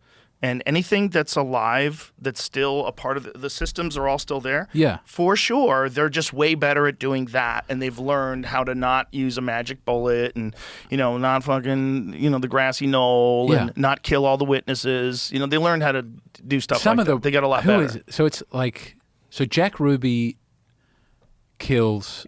I'm going to get a lot of this wrong. Lee Harvey Oswald. Jack Kennedy kills Lee Harvey Oswald. We have a photo of it right out there, right the moment he's shooting him. But then when he's under arrest, there are like 2 journalists who come and interview him. And I think one of them kills him. Jolly West. Jolly West, the head of the MK Ultra program. Yeah. Yeah, Jolly West visits him and he goes insane. He'd never had any history of mental illness. Jolly West he sees Jews burning in hell, and he's going crazy. He's hiding because he was a Jewish man. Yeah. So he thought they were coming for him. He's hiding underneath the fucking bench. He was screaming. He went completely. They dosed him with acid, man. Yeah. This is the MK Ultra people visited him. I think a journalist who talked to him before he died got killed by some sort of gay karate chop. A gay karate It was like chop? a gay journalist, and then he took a man home. When you're fucking him in the ass, you chop him in the back? I think he took a man home for a sexual encounter, and then he was karate chopped to death. I think that's the official explanation. It's a very rare thing to karate chop a man to death. That's a weird choice. It was the 60s. It was cool to karate chop somebody. Why did they know it was a karate chop unless they have a video? I think that's the medical examiner said. Karate chop. Okay, that medical examiner doesn't know what the fuck they're talking about. He probably just stomped him. Well, do you think... Well, who's the Manson family? The Manson... Yes. He was dosed with some sort of... Oh, 100%. And I'm sorry if you've heard this before, ladies and gentlemen, but the book Chaos by Tom O'Neill is amazing. Amazing. All right. He's Greg Fitzsimmons' old neighbor. So Greg, who's at the mothership this weekend, who's awesome. Yeah. One of my best friends, and I've been friends with... I started doing comedy with him 1 week apart when we did open mic night. Was he a Boston guy as well? Yes. Known him forever. He's awesome. So and hilarious comic too. I think it's all sold out. But he was next door to this guy, and this guy was a journalist, super nice guy. They became friends. And he's saying, I'm writing this thing about Manson. It was supposed to be for a magazine. It was supposed to be like 25th anniversary of the Manson family killings. But he starts finding all these inconsistencies, and he keeps going further and further down the rabbit trap, and he thinks the prosecutor's full of shit, and there's some sort of a connection to the government. He's like, what the fuck is going on here? So he doesn't meet the deadline. So he keeps going. And so then he gets a book deal. And it's going on and on and on and on and on for 20 fucking years. For 20 years, this guy studies nothing but the Manson case. He's got stacks and boxes. Yeah. And he's been interviewing people. And then he puts together this book with help. He had to get someone to help him organize it because he was so deep in the weeds. He's got enough for another book. I mean, a pure obsessive, but a brilliant guy. And this book, Chaos, it outlines all of the MK Ultra involvement in the Manson family and all the different things that they were doing at the time with the CIA mind control experiments. How they were running brothels. Which they did definitely seem to have. 100%. Yeah. All 100% real. Do you know about this lady? Dorothy Kilgallen, reporter cloaked in controversy. I'd say read this. Okay. Dorothy Kilgallen is best known for her column, The Voice of Broadway, in the New York Evening Journal, which was published in over 140 papers, and for her role as the game show panelist in the 1950s television program, What's My Line? She was hailed by the Post as being the most powerful female voice in America. Kilgallen spent a vast majority of her career cloaked in controversy, most notably surrounding her investigative work into the John F. Kennedy assassination. As a longtime skeptic of the Warren Commission, a study conducted by the United States government into who killed JFK, as well as who killed Lee Harvey... Well, we know who killed Lee Harvey Oswald.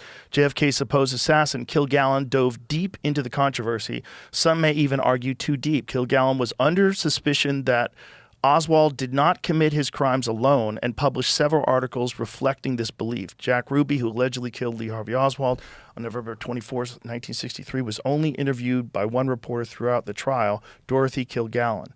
Since her interview with Ruby, many noted that Kilgallen carried a file with her at all times. It remained under lock and key when not physically in her hands, according to those close to her. Kilgallen's file continued to grow throughout the investigation. In a conversation with her lawyer, Jim Garrison, that's the guy who prosecuted, that was in the movie, Kevin Costner played him in the JFK movie. Yeah.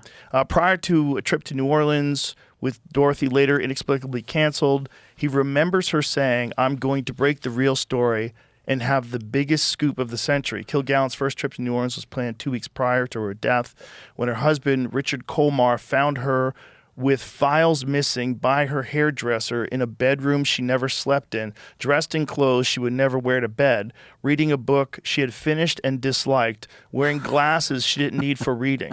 The initial autopsy report, a Brooklyn medical office as opposed to the office in Manhattan where she lived, found her cause of death to be a lethal combination of alcohol and barbiturates.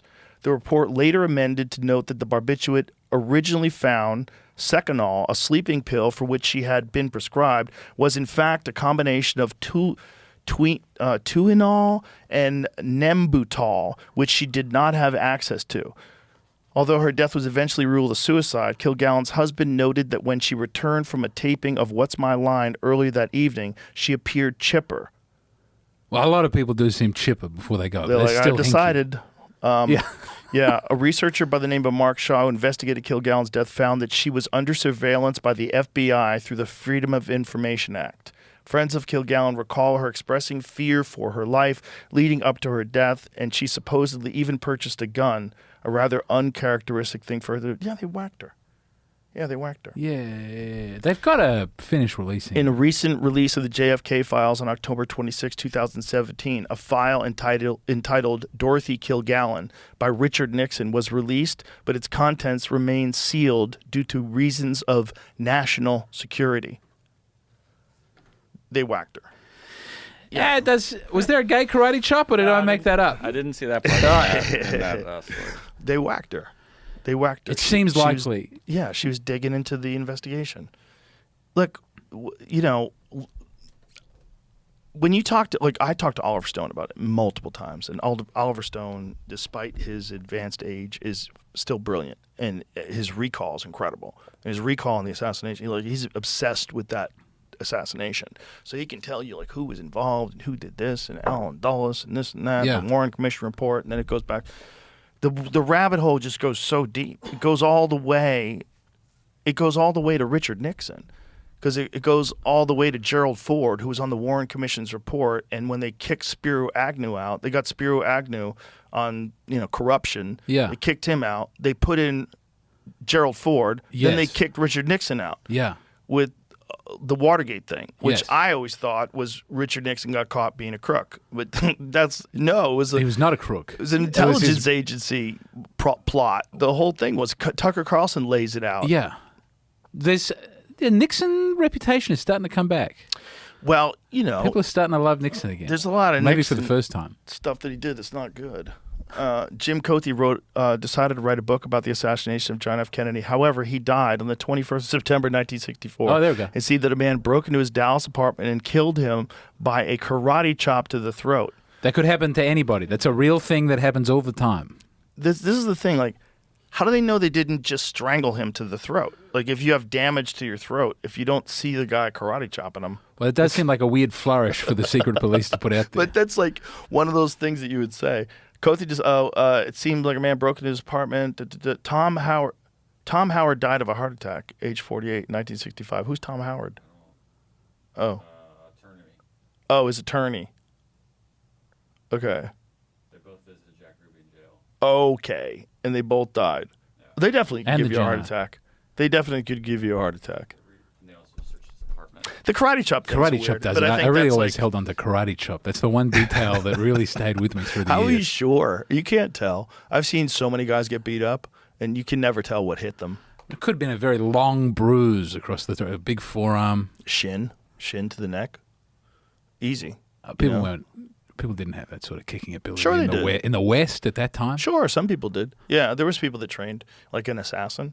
If you were going to be an assassin, you would learn Muay Thai. Yeah. There was like legit Muay Thai guys. You could also have back a then. knife. Yeah, You yeah. could also have. But if you gonna wanted to break make in. it look like it was like That was a bachelor okay. flat. Is that why I thought it was some sort of? Cause of death, asphyxiation from a broken bone at the base of his neck. Apparently the result of a karate chop. You know, I'm suspicious.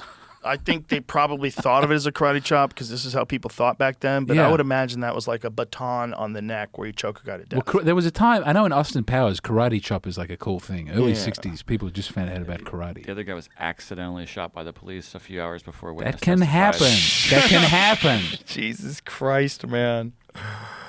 When you read stories like this, like if you're not a conspiracy theorist, you're like, Yeah, it was the karate chop that made me think it was something had gone wrong. Karate chop's the only thing that drew me in. I was happily signing up with the rest of the official narrative. dude, I've seen a lot of guys get karate chopped in the neck. And they're all fine. None of them died. Yeah, My you dad don't- is like a big. That's not what breaks your neck. My dad really he really believes the JFK assassination happened the way they said it did. And he went to he made a whole trip of it to Dallas, and he went up to the building. And he was like, he could have done it. He could have done it from here. Well, here's but the that's thing. So I've never really dug into it. But here's the thing. He could have shot JFK in the head from the book depository. Yeah. Anybody who says any different has never shot a rifle. It wasn't that far. I think it was 140 yards. If you have a scope and you have an accurate rifle, 140 yards is not a long shot. And if you have practiced and you know how it's going to go down and you're prepared, you're going to know exactly where he's going to be. You're going to have the crosshair on him. You pull the trigger, you hit him in the head. And you might be able to get off a couple of shots. And some people have been able to recreate the 3 shots. And they think that he got off 3 shots. And that's impossible. They recreated? Yeah, people have done it. They They've- closed down Central Dallas? And No. yeah. They shot off 3 rounds from Yeah. a Carcano rifle in that same period of time. Yeah. They didn't do it there. Yeah. But they did it. They showed, look, you can shoot 3 times in the amount of time that it took him Yeah. to drive. But this is the problem with any conspiracy theory is that, like, Well, you got to look at all of it there are a bunch accurately. of things that don't.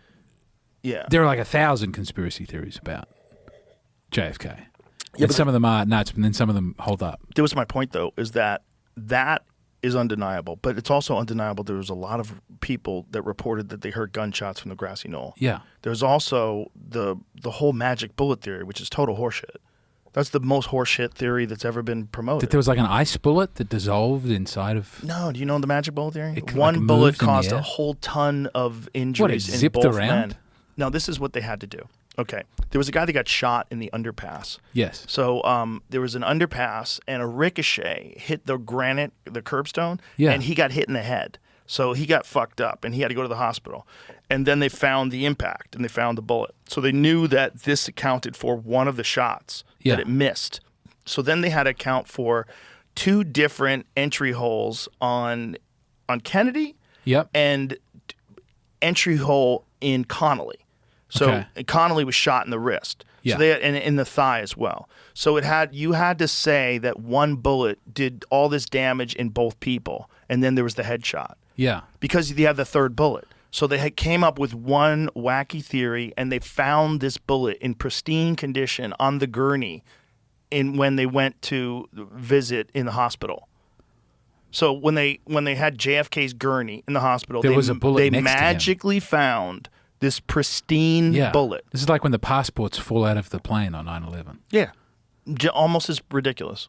But this one is so ridiculous because you have the physical evidence of the bullet, which is impossible. It's impossible for a bullet to shatter bone, go through 2 different people, leave more residue, like more bullet fragments were in Connolly's wrist than were missing And from that the one's bullet. just fine. That bullet supposedly went through 2 different people, shattered bone on both of them. And That's a special bullet. as a person who's shot guns before, that's horseshit. That's not what happens when a bullet hits bone. So it's supposed to have gone through his back. This is the official exits out explanation? his tie hole. Yeah, like right where his tie knot is, goes into Connolly's wrist, and then goes into his thigh. Shatters his wrist, leaves fragments in his wrist, the wound left in the thigh, and then they find this magical, perfect bullet, pristine condition on the gurney in the hospital. I mean, might like, have it been- seems weird. Was it Connolly's gurney that they found it on, or JFK's? I might have got it wrong. It might have been Connolly's gurney that they found the bullet on. But either way, listen to me. Shut the fuck up. No, I usually stop at this point because I don't want it to happen. Anybody who says I don't want to believe that's it. what happened, shut the fuck up. And then there's also the problem of the bullet hole in his neck. Now, they're trying to attribute that as an exit wound, but the thing is, there's two different autopsies. There's the autopsy from Dallas, and then there was the autopsy from Bethesda, Maryland. And the discrepancy was the one in Bethesda, Maryland, I believe, called it a tracheotomy scar or tracheotomy cut. Okay. So like they opened him up to put a trach in. The only reason why they would do that is they don't want to attribute that to a bullet that hit him in the front of the neck. I think there was a bunch of different people that were trying to figure out how do we make it so that it was only this one guy. Yeah. And Lee Harvey Oswald might have pulled the trigger. He might have been a part of it. He does kill the policeman later, right? I believe so. I believe they most people believe he did that. Yeah. Yeah. And well, he already knew that he was on the run at that point in time, right? And then when he gets arrested, he says, I'm a patsy. I'm a patsy. Okay. Maybe he was involved. Maybe he didn't pull the trigger. Maybe somebody else who was a real expert marksman. Because he wasn't that good. Like people say he wasn't a good marksman, but let me tell you something about. He was like downgraded to marksman. Yeah. But here's the thing about shooting rifles. All right, when you're talking about like 500 yards, you're talking about really long shots where you're required to be prone and lay perfectly still. Yeah. Yes. I would say you really want to be an elite marksman to do that, and there's a lot of technique involved in training, and they're very meticulous about their preparation, their breath work, and it's like a very intense thing because you can't move at all. You have to be like so precise. But 140 yards is not far. It's not that far. It's like with the Trump thing, they said a child could have done it. If he had a scope. That kid didn't have a scope. See, the Trump thing was fucked because that guy was using iron sights. So iron sights it's like standard. You can adjust them slightly, but like towards your side, closer to the shooter, there are two posts, and at the end there's one post. And the scoop from the upper post, it lines in. He did have a scope. Yeah. Oh, so why did they say that he didn't forever? Down here, but there was a photograph of it. So this photo down the corner with my cursor doesn't have a scope. Right. This is from the FBI. Evidence. Okay, but here's the thing. I'm pretty sure there was a photograph of it laying on the roof, and it didn't have a scope. And this is why. And this is not my theory. This is all the people that I know that are in like the tactical world that have talked to me about this. They were saying that he had iron sights. See if you can find it. If they show a photo of the actual rifle. And then there's just nothing about this that's come out since then. So if he had a scope, that's even crazier that he missed, because that's a chip shot. It's not a hard shot. You're 140 yards. You have an accurate rifle. So let's see. Scoop bit on that. It kind of does look like he has a scope. Go back to that again. A lot of these pictures from just talking of it though are using a picture of a gun without a scope to confuse people too. Maybe it's hard to tell. Interesting. Okay, so it's hard to tell, but go to the top one again and make that larger. It's like this one. No, the one that's on the right hand side. That. Okay, that looks a little bit like a scope to me. There's something above the barrel at the middle point of the gun. Yeah. It doesn't look flat. It looks like there might be a scope. Okay, which is even crazier that he missed then, because this guy is shooting from a very close distance, but he probably fucking panicked. He's a 20-year-old kid. But also, he turns his head just at the right. It's the miraculous head turn. Yeah.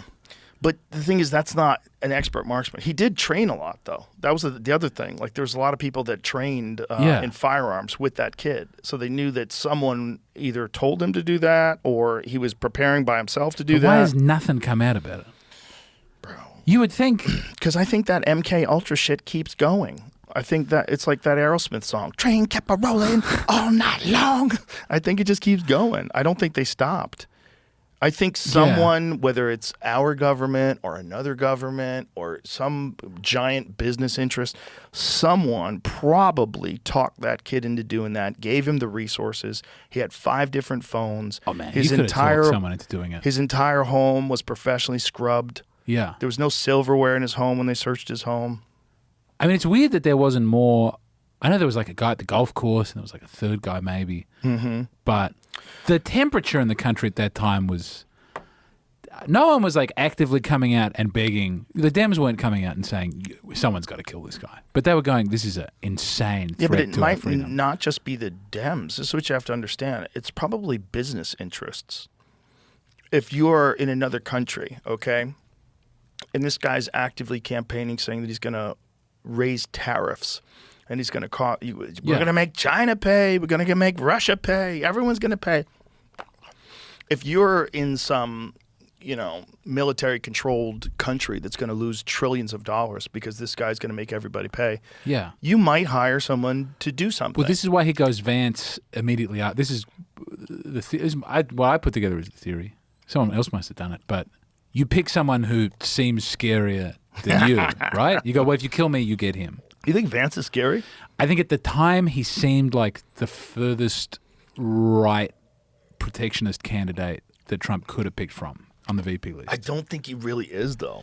I don't know what he is. He's pretty reasonable when you have a real conversation with him. He's definitely conservative. He's pretty reasonable, but he's also like a no-nonsense, no-bullshit guy who is not – he doesn't lack in compassion. But he was he was not the easiest. He's young. Electorally, there were other people he could have gone with who would have been. He's young. He's very religious. You know, there's a lot of aspects of that make people uncomfortable. The young one is pretty big. People don't want like some young guy being the fucking president of the world. When's the last time it was like Teddy Roosevelt? Kennedy was what? He was like late 40s? But he'd also been around. He was a known commodity. He'd been a senator for a long time. He was handsome. He was pretty young. He didn't look like an old leader. He didn't look like Eisenhower. You know what I mean? Yeah. He didn't look like Ronald Reagan. But he'd been to the war, and that added. Like when you go to have you been to the Fredericksburg Pacific War Museum? No. It's great. It's a 2-hour drive. It's tremendous. Yeah. But like they have a mural out back for all the presidents since that war. And everyone's in World War II. Like it's not that America's looking for an old guy. It's like everyone is somehow until like Clinton, everyone is a World War II vet. Well, you got to think capacity. Back then, everybody signed up for the war. Yeah, but generationally, America didn't want to move on from the World War II guys. That was like a comforting, right. But it was also World War II was the last just war in their eyes. Like we had to defeat the Nazis. Yeah. We had to stop the takeover of evil in the world. And then you got to the Vietnam War and it's like, wait, what's going on here? This is not Korea seemed more Korea's clean a little cut. Well, there's a lot of people that would disagree with you. But Korea is also, there's North Korea's fighting South Korea. North Korea's communist. South But it doesn't Korea's, have the same Korea doesn't occupy the same. No, it doesn't have the same spot in people's heads. And then really it's not one war that everyone's getting behind after that. No, there's not one. And, most people are real down on war right now for good reasons. It's like, are we fucking for real still doing this? And this was one of the things that Trump campaigned on is no more wars. Yeah. And that scares the shit out of people, because then right away we're involved in this Iran thing. Like, okay. But, I'm so easily taken in. Like, I was terrified. I was like, I don't want there to be a war. This is terrible. And then as soon as the bombs are dropped and Trump comes out and goes, we're very strong. I'm like, yeah, good. Well, it's so easy to get whipped up into a fervor. There's some truth to that, right? And there's some truth to maybe it wouldn't be the best thing in the world if they developed a nuclear program and had nuclear weapons and used them on Israel. But then, you say, well, were they really close to doing that? Well, then you find out that Netanyahu's been saying they've been close to doing that for like 15 years, and Tulsi's saying they have no information on it. Yeah, but the thing is, like, what do we know? If they don't let inspectors in, what do we know? Yeah. I mean, could it would see, be good for America to have see both sides to pull together over something. I found someone sent me that Reagan towards the end of his term just kept giving speeches about how he wanted there to be an alien invasion. Yes, and he said, if only there was some alien force that we could all get together again against the aliens. Yeah, but that seems like America's ready for that. Some coming together. I can see that if you were in charge and you wanted to have civil unity, you would want there to be something like a war. Well, to pull people back together. I think there's a lot of value in having no civil unity. I think there's a lot of value in keeping us at each other's throats. This is what I always try to tell people. Most of us are in the middle. Most of us especially after you get to a certain age, you realize a lot of fucking things that people do, it's because, they're allowed to do it, and it's stupid, and it fucks their life up, and maybe you should get your shit together. Also, there's a lot of poor people that need help, and the idea that you're going to cut that off from them is kind of fucked up and uncharitable and un-American. Yeah. But also, there's people that take advantage of those programs, and they stay in them forever, and it kind of fucks up the whole community, and that's true too. Okay, so how do you set the standards, and what do you do, and how do you do it? But most people, socially, are very much in the middle. Like, most people want gay rights and civil rights and women's rights and trans rights. We want rights. We want everybody to be free. We want everybody rights to do here. But That's rights how are you get important. something. You just chuck the word rights on something. It's rights are important. like people say abortion rights, and then people say gun rights. Yeah. Like that's how you know if the media is in favor of that thing or not. When I was coming up, if they say rights, then they go, this should be like abortion rights were confected in Roe v. Wade. It didn't exist beforehand. They said there was maybe people can pass that. People can legislatively have abortion on the books, but that's not what happened. The Supreme Court just said, we infer that there's a right to privacy somewhere in the Constitution. We're not going to be clear about where that is. And so the judiciary can just make it happen. Well, that's how it got overturned, right? Yeah, because what can be done by the judiciary can be overturned by the judiciary. But there's heaps of stuff in America that just like the Supreme Court decided it was going to happen. No one came in. Like gay marriage was just a Supreme Court thing. I think that's kind of also the will of the people. Like most people are like, let them be married. Like, what's the problem? Like, how does that fuck with your life? But like California votes it in and then votes it out again, right? Well, here's what's hilarious.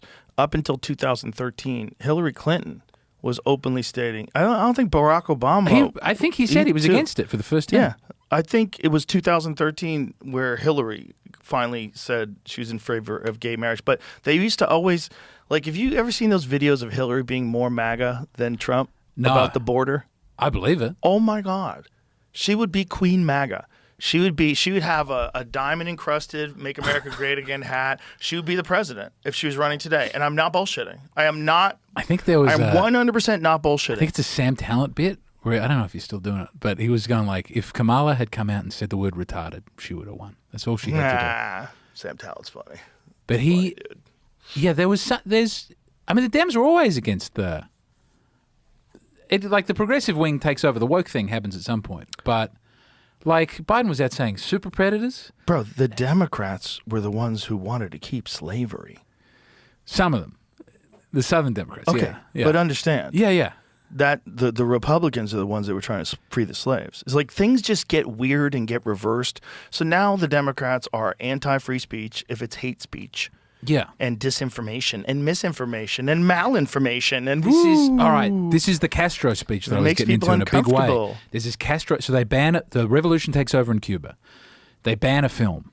They haven't had to ban a film up to that point, but they banned the first film. And Castro comes and gives like a 2-hour speech to the intellectuals explaining why they're going to start banning movies. What was the film? It was called PM. It was just a film about like poor black people having a good time. It doesn't seem like there's a lot of political content in the movie. But it gives this like, it's this long, beautiful, like 2,000-3,000 words up the top going, I'm listening to you and you're listening to me. And isn't that great that we have a conversation? And then just out of nowhere, he goes, the revolution's in control and your freedoms are not. You don't have a right to make whatever film you want. We're going to decide. And people are clapping and going for it. But if you take revolution and sub that out for progress or safety or anti-racism, people would totally get behind that. Yes. And this is what everyone who's been sounding the horn, including guys like Konstantin Kisin from Trigonometry and Jordan Peterson and people that understand the history of Marxism. They're like, this is how it always comes. It comes in the guise of doing the greater good for the people and letting the state control things. This is what happened in North Korea. That's how they all lost their farms. Yeah. Yeah. But they come in and then it's centralized power and then everybody has to shut the fuck up because that's how people operate. I think if you have a materialist worldview of the universe, that makes sense. I can see how you would get there. Like, it's a weird thing to say God has given you a right to express yourself and to hang out with who you want. This is like this is why it has to be in the it's either in the Declaration or the Constitution, but like these are God-given rights and they're self-evident. Yeah. Because if you were designing a utopia, which is what every revolutionary wants to do, you're saying we're fixing society, we're fixing human nature. Right. There's nothing that would intrinsically make you say people have a right to say whatever they want? Like, that has to come from somewhere. That's a weird, it's beautiful. I love it. It has to come from suppression. I try and live my... It comes from being under the brutal heel of a dictator for the entire country. But then as soon as they have a revolution, they take that away. You use the weapon of your master. The revolutionaries, having been under Batista and oppressed and not allowed to say what they want, they come to power and they go, yeah, we're going to be doing that now. That's what the guy in power gets to do. But to say the state is ceding that, this is like a beautiful, strange... Well, isn't there mystical a difference, outside world thing? Yes, this is. But isn't there a difference between taking over an existing country like Cuba that had been around for a long time, a communist regime taking over, versus the establishment of a place like the United States, which is an exercise, like an experiment, really, in self-government that never been achieved before. And it's not a coincidence that it's the newest country in terms of like superpowers, and yet it's the one that's achieved the most. In terms of cultural impact, artistic impact, intellectual impact. It's a hard argument that the United States hasn't achieved more than anybody. I mean, the fucking nuclear bomb was created here. Shut your mouth, right? So allegedly we went to the moon. I don't think we did. But allegedly we went to the moon. Are you back on the moon? Yeah, I don't think we did. But, also a lot of assassinations, a lot of like overturning governments in other countries, a lot of shit. Yeah. It's not good. But the point is, like, this is the most free place and the most shit gets done. I mean, I don't disagree with that at all. And I think this is the progress that the human civilization goes through. It realizes that suppression ultimately is bad for everybody. It's bad for GDP, it's bad for patriotism, it's bad for everything. Yeah. It's bad for people's appreciation of each other. It's hard to govern when people are fucking angry, and then the break-off civilizations always seek more freedom. Yeah.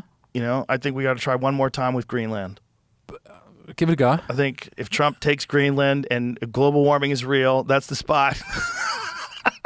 Well, Canada might have to become a state, and then there's a lot of good land up there. I have a friend who went up to Greenland and went stag hunting or caribou hunting. They hunt caribou in Greenland. It was beautiful, man. The area they were at was fucking gorgeous. It was incredible. It was like these insane hills and these herd of caribou come through, and there's just so many caribou. It's so beautiful. Yeah, it's so clean. They're camping. They're sleeping on the ground. Get a Chick-fil-A up there. No, fucking Chick-fil-A. Get a freeway and a Chick-fil-A. You ever have caribou? No, I can't compete with Chick-fil-A. Chick-fil-A is very... You don't know what you're talking about. I don't know. I've never had caribou. Hold on, I want to go back. This thing of like... America's done a great deal. It's very free. But the rate of change in the culture is also unparalleled. Like, you look at the Egyptians and they're doing the same pictures for thousands of years. The feet all point in the same way, and we don't mess with the artistic style. Or like the medieval era, there's a homogeneity through time and a culture that gets passed on. If you look at America over the last 70 years, it's wacky. Mm-hmm. Like, a couple nights ago, I was watching like the number one song in America consecutively on YouTube. So like they play 20 seconds from that number one song and then the next number one song. And early on, it's all like guys in suits going, my baby, she's so beautiful. I love her. I'm going to take her to a dance. And then by the end, it's like, I'm a fist your ass and kill someone with my rifle. Like there's a huge shift. Like all the institutions are ostensibly the same. The way people vote, the way people go to school, the actual culture that's inhabiting all those things is like radically changing all the time. All the time, yeah. And there's a bunch of different factors, right? So you have the 1950s factor, which was like Elvis on television and Buddy Holly and all these people. Then the drugs come in. And then the drugs come in. And so they were probably doing drugs back then too, but just probably not the good ones. And then the 1960s, psychedelics. So the 1960s, you get Hendrix. You get the Doors. You get when the Doors come through. When the Beatles and the Doors and the Stones come through. It's like, here are the first cool people ever. First cool people ever. And so then that all dries up when they pass the laws in the 1970s through the Nixon administration to kill the civil rights movement and to kill the anti-war movement, to make everything illegal. Then you get the cocaine era. So cocaine ruins music. The 1980s is like, there's some great music in the 80s, but there's Tusk also... is a great album. There's a lot of horseshit in the 80s too. There's still brilliant artists. There's always going to be brilliant artists, but there's a lack of that psychedelic progression, that Hendrix David style. Bowie definitely shifts into a weird... Everything gets thin weird. white dude. Everything gets weird. Yeah. But by the 80s, late 80s, they figured it out. They figured out how to appropriate the counterculture thing and put a corporate look on it. Well, it was cocaine. They killed the psychedelics and it entered into an area of cocaine. Like you see movies get real weird. Yeah. Like a lot of movies are like real stupid. Like they don't make any sense. They're dumb as shit. And then you go back to like 1963 and you see The Hustler. And you say, well, okay, why were they so good back then? Oh, And man. Why were so many of these movies Early so 30s, shit? late 20s. Yeah. Early Frank Capra just watches like a normal modern film. Yeah, there's some great movies, man. But that are when old you started movies. comedy, what is it, early 90s? 88. 88. 88. So there would have been a period, like it seems like cocaine was big in American comedy circles for a time and Oh, then it was big back retreated. then. Yeah. But it disappeared at a certain... It doesn't disappear everywhere. There's some places that are still, they love the coke. I don't run into active drug addicts very often. Well, There are comics people burn do out. cocaine, They don't last. Yeah. The weed comics last. The fucking coke comics don't last. Heroin people keep going. Well, until they don't. Yeah, but the Red Hot Chili Peppers look great. They've been I preserved think they're in clean. amber. I think they're clean for a long time. I think they dip back in from time to... You think so? I don't know. I think after By the Way, I think they... But they were a heroin band for ages. Yeah. Iggy Pop, I don't know if he's still on heroin, but he's looking... Oh, he's terrible. Poor Iggy. He looks so... But he looked that way 30 years ago. He's like Alice Right. Cooper. He looked like a Well, weird he old looked, man. but he looked old 30 years ago. But he had like he was lean and he Yeah. moved around on stage with his shirt off. But now he looks like he Is can it barely sad? walk. Yeah, it's like something's wrong with Did his you hip. see the AC/DC one that was like last week? You got to see Iggy Pop first. How bad? I saw Iggy Pop like 10 years ago and he was great. He's great. No, dude, I I had to kick fucking- a woman in a mosh pit.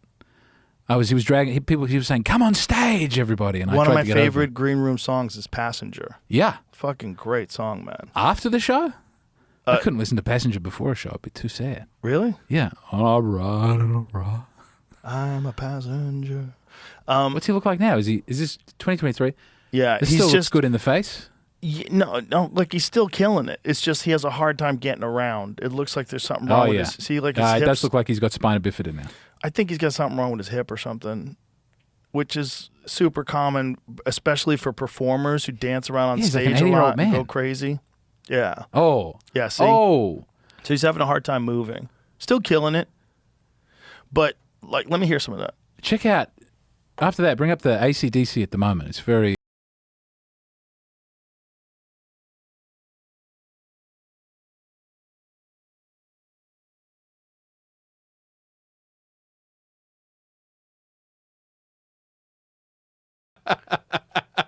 It's just He's still got something. he's got it. He's still Iggy Pop, but Yeah. his body's struggling. And like I know a lot of guys, like Ted Nugent had to get both his knees replaced because he was jumping off amplifiers. Yeah. Maynard from Tool, he had to get his hip replaced. His hip was fucked up. That's why Neil Diamond had the right plan. Just stand Just there. stand there. Just sing your beautiful songs. You can do that forever. Yeah, that's a good move. No, they all get... It's hard, man. You're bouncing around on a stage all the time and stomping the ground. Like Anthony Kiedis, his knee's all fucked up, man. He I went to see them. Still looks great. He's great. He killed it. We went to see the Chili Peppers when they were in town, and then afterwards he's got an ice his knee up real bad. You know, he's still on stage though. You that's- don't notice it. He Every goes time someone ham. says they don't like the Chili Peppers, I distrust them immediately. They're great. "Suck My Kiss" is a fucking great That song. whole album is start to finish. Oh, yeah. I found a They've different got some video of great them, ones. AC/DC this year. I think that one video we saw is just kind of weird thing. He looks, All right, there was one he looks alive. okay in this Yeah. one. He That's looks very- 2025. Yeah. There was a viral video going around where they looked a little slow and Nah, he's still got it. I take yeah, it back. Yeah. But this is, I mean, if you were a classical composer, you just get to be old and wear your big powdered wig and keep writing till you're 80. As a rock star, a big part of it is that you're physically threatening and that women want to have sex with you, right? Like this is Have part. you seen Mick Jagger's girlfriend? Yes, she's a beautiful. She's so hot. She's so hot. She's But so they've all hot, got- and she's like 30 or something like that. And he's 1,000. I got to meet 1,000 Al years old? Pacino's baby mama But you got to see the pictures of Mick with the girl. with the lady. Look at this. Yeah, this is the one. What's that? This is the one that went viral. But he's just stomping on That's so stage. weird. No, Singing. it's the way he's saying "oi." Wow. Let me hear it.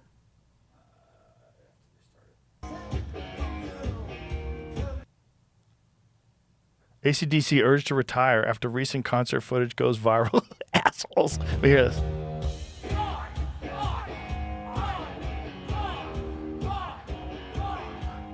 He does seem tired. I don't think he should have to retire, but Probably still play a long set. He probably is doing all right. that's our greatest export. That's for sure. We've never done anything that great before or since. Listen, guys get old. It's hard to come up with the full power always when you hit that age. But what was the point? Oh, Mick Jagger and his new girlfriend. Is Fly Honey? Oh, she's so hot. And he's at least 1 million years old. How old is he? Yeah, I got to see him like 10 years ago, and he seemed old then, but he was still grooving. Oh, dude, I saw him in town as well. I saw him at the Circuit of the Americas. They did this gigantic outdoor concert. It was fucking incredible. Look at her. Ba-ba-ba-bam, son. What's up now? Dude, she's so hot. And she's like, I can't believe I'm with Mick Jagger. That's what talent does. He seems happy as well. He seems thrilled. I would imagine that would make you happy. I mean, yeah, but then she's talking about her young woman things, and you just want to read the Financial Times in peace. And I don't know, man. Maybe that's why he's so good still. Maybe he stays young. he's still hip to They the fucking youth. killed it, man. They killed it at Coda. Al Pacino. She was backstage, and Another kid. I got another one? yeah. Another one? I got dragged away when I met her because people thought I was going to ask weird stuff. So this is a new gal? Yeah. Oh, boy. He's 85. Holy He still looks good. What do you want me to do? She's got a great hair. I mean, Wow, she's hot. it does start to look like your. Oh, they split. I think that's the one I met. That was the one that he split with, but he's got another one. Wow. Good for him. He loves breeding. He's still out there doing it. Listen, don't give Elon shit. Don't give him shit. I just like it done the old-fashioned way. I like the Genghis Khan rooting his way across the steppe. I fear. Also, like, Elon's in public. He's one of the only billionaires who allows himself to be seen and judged and thought about. But if we had a list of the top 100 richest people in the world, we would know 8 of them.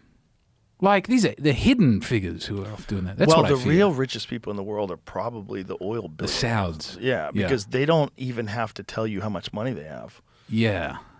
Once they're private. building an ice, Yeah. what, a tobogganing room in the desert.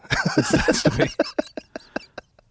Bro, they're building the line. Have you seen that? Like, Yeah, I don't enormous believe city? that's going to be nice. Maybe it will be. They have so much money, they can make it nice. Yeah. Look what they did in Dubai. You ever see the time-lapse photos of Dubai? But they didn't even put. You can't even go to the toilet in the Burj Khalifa. What do you mean? They didn't put it's so big. They couldn't get plumbing to work it, so they have like trucks come along and pick up the poo from downstairs every day and have to drive it out. Like it seems like a fake. Oh, that's an error. Somebody Yeah. needs to be fired. Somebody's probably killed. for Someone that. has been quietly chopped into pieces. Oh, 100%, right? They've got. Because how are you going to fix that?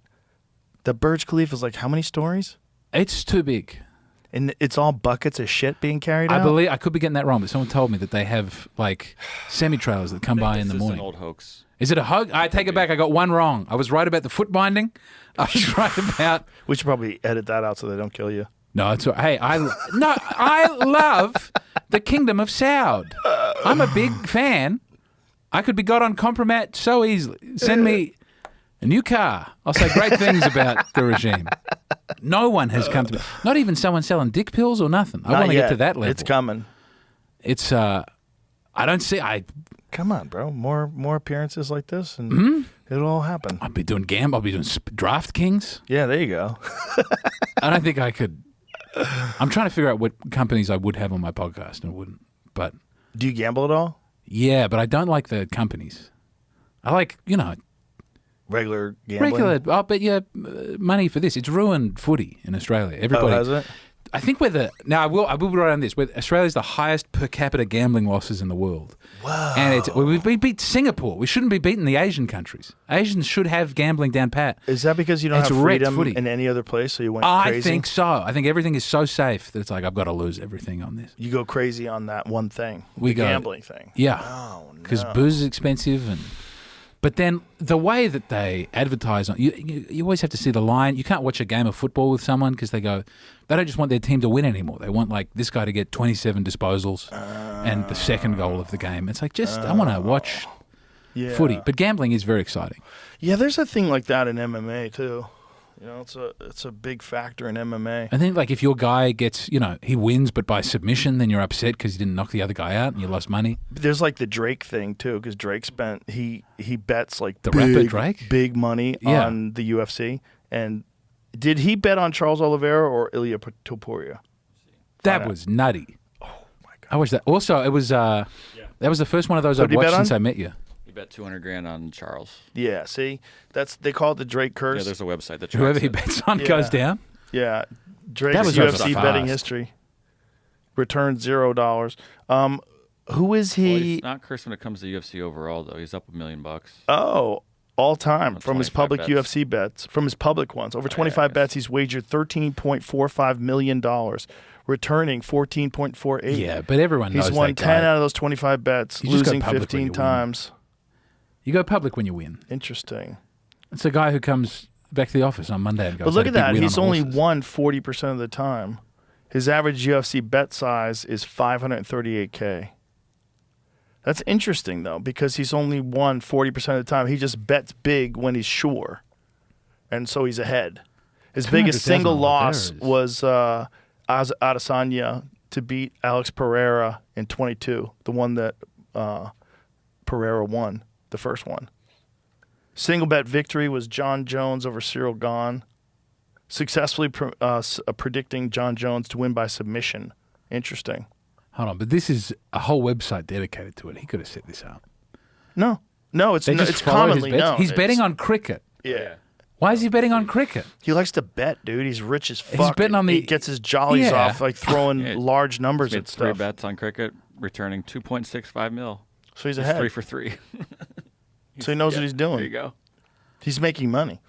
Yeah, but you always bet on the Royals in the cricket. No, I Well, don't. if you're going to bet, though, betting on sports where you actually know the game, Yes. that's a smart thing to bet on. Like, I bet if I bet on fighting, I bet I'd be right 60% of the time. you'd have a deal where they'd say, "Don't you dare." Oh, no, you can't. Yeah. The UFC won't let you. But that was only recent, man. That was recent because there was an accusation that one of the trainers had been posting on some website and that they knew that this guy was injured. Yeah. And the guy lost in the first round, and there's a bunch of money Well, that's not. on him losing in the first round because he had a blown out knee. I think there was a footy player in Australia who was betting on himself to kick goals, which was like not like you have to. He was backing himself, and it was like $15 or something. It was very small, but he He got in trouble for that? got in trouble for that. Even though But he's like betting on himself. he's betting on himself to do well. I think if you bet on yourself to win, that should be legal. It seems I bet on the Eurovision Song Contest. That's my go-to. Fighters have made like personal bets with each other. Like, I'll bet you the I think entire that's fun. purse. Yeah, that's what makes it more exciting. Yeah, but there's definitely room for if there's room for someone to throw it, that's an issue. That is an issue. That's an issue with fights. Eurovision for is a sure. good bet. If you found out that a fighter bet against himself, like, oh God, or if the trainer bet against the fighter, which has Yeah. happened before. That has happened before. It was like anonymous back in the day, like in the old boxing days. Like people could throw fights and, Yeah. that shit This is- happened all the time. Was it on the waterfront? That's why. Yep. Marlon Brando. Yeah. That also that is 100% happened in MMA, especially in Japan. In Japan in the early days there was a lot of fixed fights. And you could kind of tell some of them. You watch them, you're like, "Oh my God, it's fixed." But it would be like because a lot of the Japanese stars originally in Pride came from the world of pro wrestling, Yes. where they had determined outcomes. Yeah. And so some of these guys were stars, and there's a few fights that they had as stars where it was a fixed fight. But like that Logan Paul Mike Tyson fight, Yeah. he could have knocked him out earlier and clearly was choosing not to. I mean, he bows to him at the end. It seemed to me like sparring Yeah. when I watched it, which, look, I paid for it. They got me. I thought it was going to be a real fight, but I'm not mad because I'm just happy that Mike Tyson made a ton of money. Yeah. And I'm happy for Jake Paul that he made it. And look, if he decided not to try to hurt Mike Tyson at 58 years old, Sure. But there's some guy out there who had Yeah. $1 million on that's Paul the problem. yeah. That's why, look, maybe it was a real fight. Maybe that's just the level that they both fight at. But it didn't, it seemed a little sus, It was. I mean, also seemed a we little watched sus. that in the green room, I think, and we couldn't get Yep. it. Couldn't get it going. Yeah, but I think that, at the end of the day, it's okay. It doesn't bother me. That's a different situation than someone like Terrence Crawford fighting Canelo Alvarez, and I don't think that fight's legit. If I saw that and I didn't think it was legit, I'd be furious. Yeah. Like, you guys are in your prime. These are the best fighters on planet Earth. We're finally going to get to see you guys box, And then and you threw a fight. But that's not what's going on, Mike Tyson, Jake Paul was the most heavily wagered fight in years. Yeah, Okay, you believe that's it. a problem. That makes it a problem. My opinion is, I just want to say, in case someone calls me into court, I'm a fucking idiot and I don't know nothing. And don't take my advice. I love the Saudis. Don't take my opinion. I love the Israeli government. I love everybody. That had nothing to do with them. That was Jake Paul promoting it. You know, it's just doesn't bother me. There's compromising the sport, and that's like bad. It's just like if I bet on it, watching it it bothers is the fuck out hard. of me. Watching it with people who are so in on it, and then also man, the sports betting apps, they introduced like chat apps in them in Australia. So it's like they're trying to take the place of social media companies where you go together and you meet your friends. Like betting should be exciting enough without having a weird. They're just trying to draw you in. Thing. They're just trying to make money, right? So they're trying to draw you in any way they can. Yeah. Yeah. When I was first starting to work for the UFC, I bet a bunch of times because, and then I thought like I probably shouldn't do this. But I couldn't. I was justifying in my head. I was like, I can't affect the outcome. Yeah. And there was no rule. It doesn't matter how you're calling it. It's not gonna. I'm not gonna change. And also, like, I like the fights, and I'm not gonna bet that much anyway. But then my business partner on it and I, Aubrey, he would bet on things I would tell him to bet on. He was up like 80% at one time. Yeah. Because in the early days, like in the early like 2000s-ish, when they were bringing in guys from like Japan and Russia, there was a lot of dudes that I knew about that the bookmakers didn't know about. Yeah. You know, like where like when Anderson Silva came over to America, I was like, bet the house. Yeah. Bet everything on Anderson. I mean, bet everything. Because Chris Lieben, who's a great fighter, is tailor-made for that style, and Anderson is one of the nastiest strikers that's ever competed in the sport. He's so good and so accurate, and he just ran through Chris Lieben in the first round. I was like, called it. Because there's certain fights where you go like, this guy's special. Like Ilia Topuria. Like if Ilia Topuria is fighting a regular guy, like bet the house on the Spaniard. Bet the house. Like, that guy's special. There's like when Alex Pereira first came to the UFC, I was telling everybody, bet the house on the Brazilian.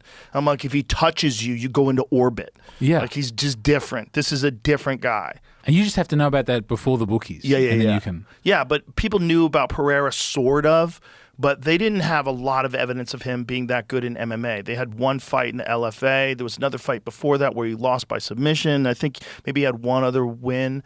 But it was the kickboxing. So I'm a big kickboxing fan. And in kickboxing, he was a 2-division world champion in Glory, which is like the elite kickboxing league.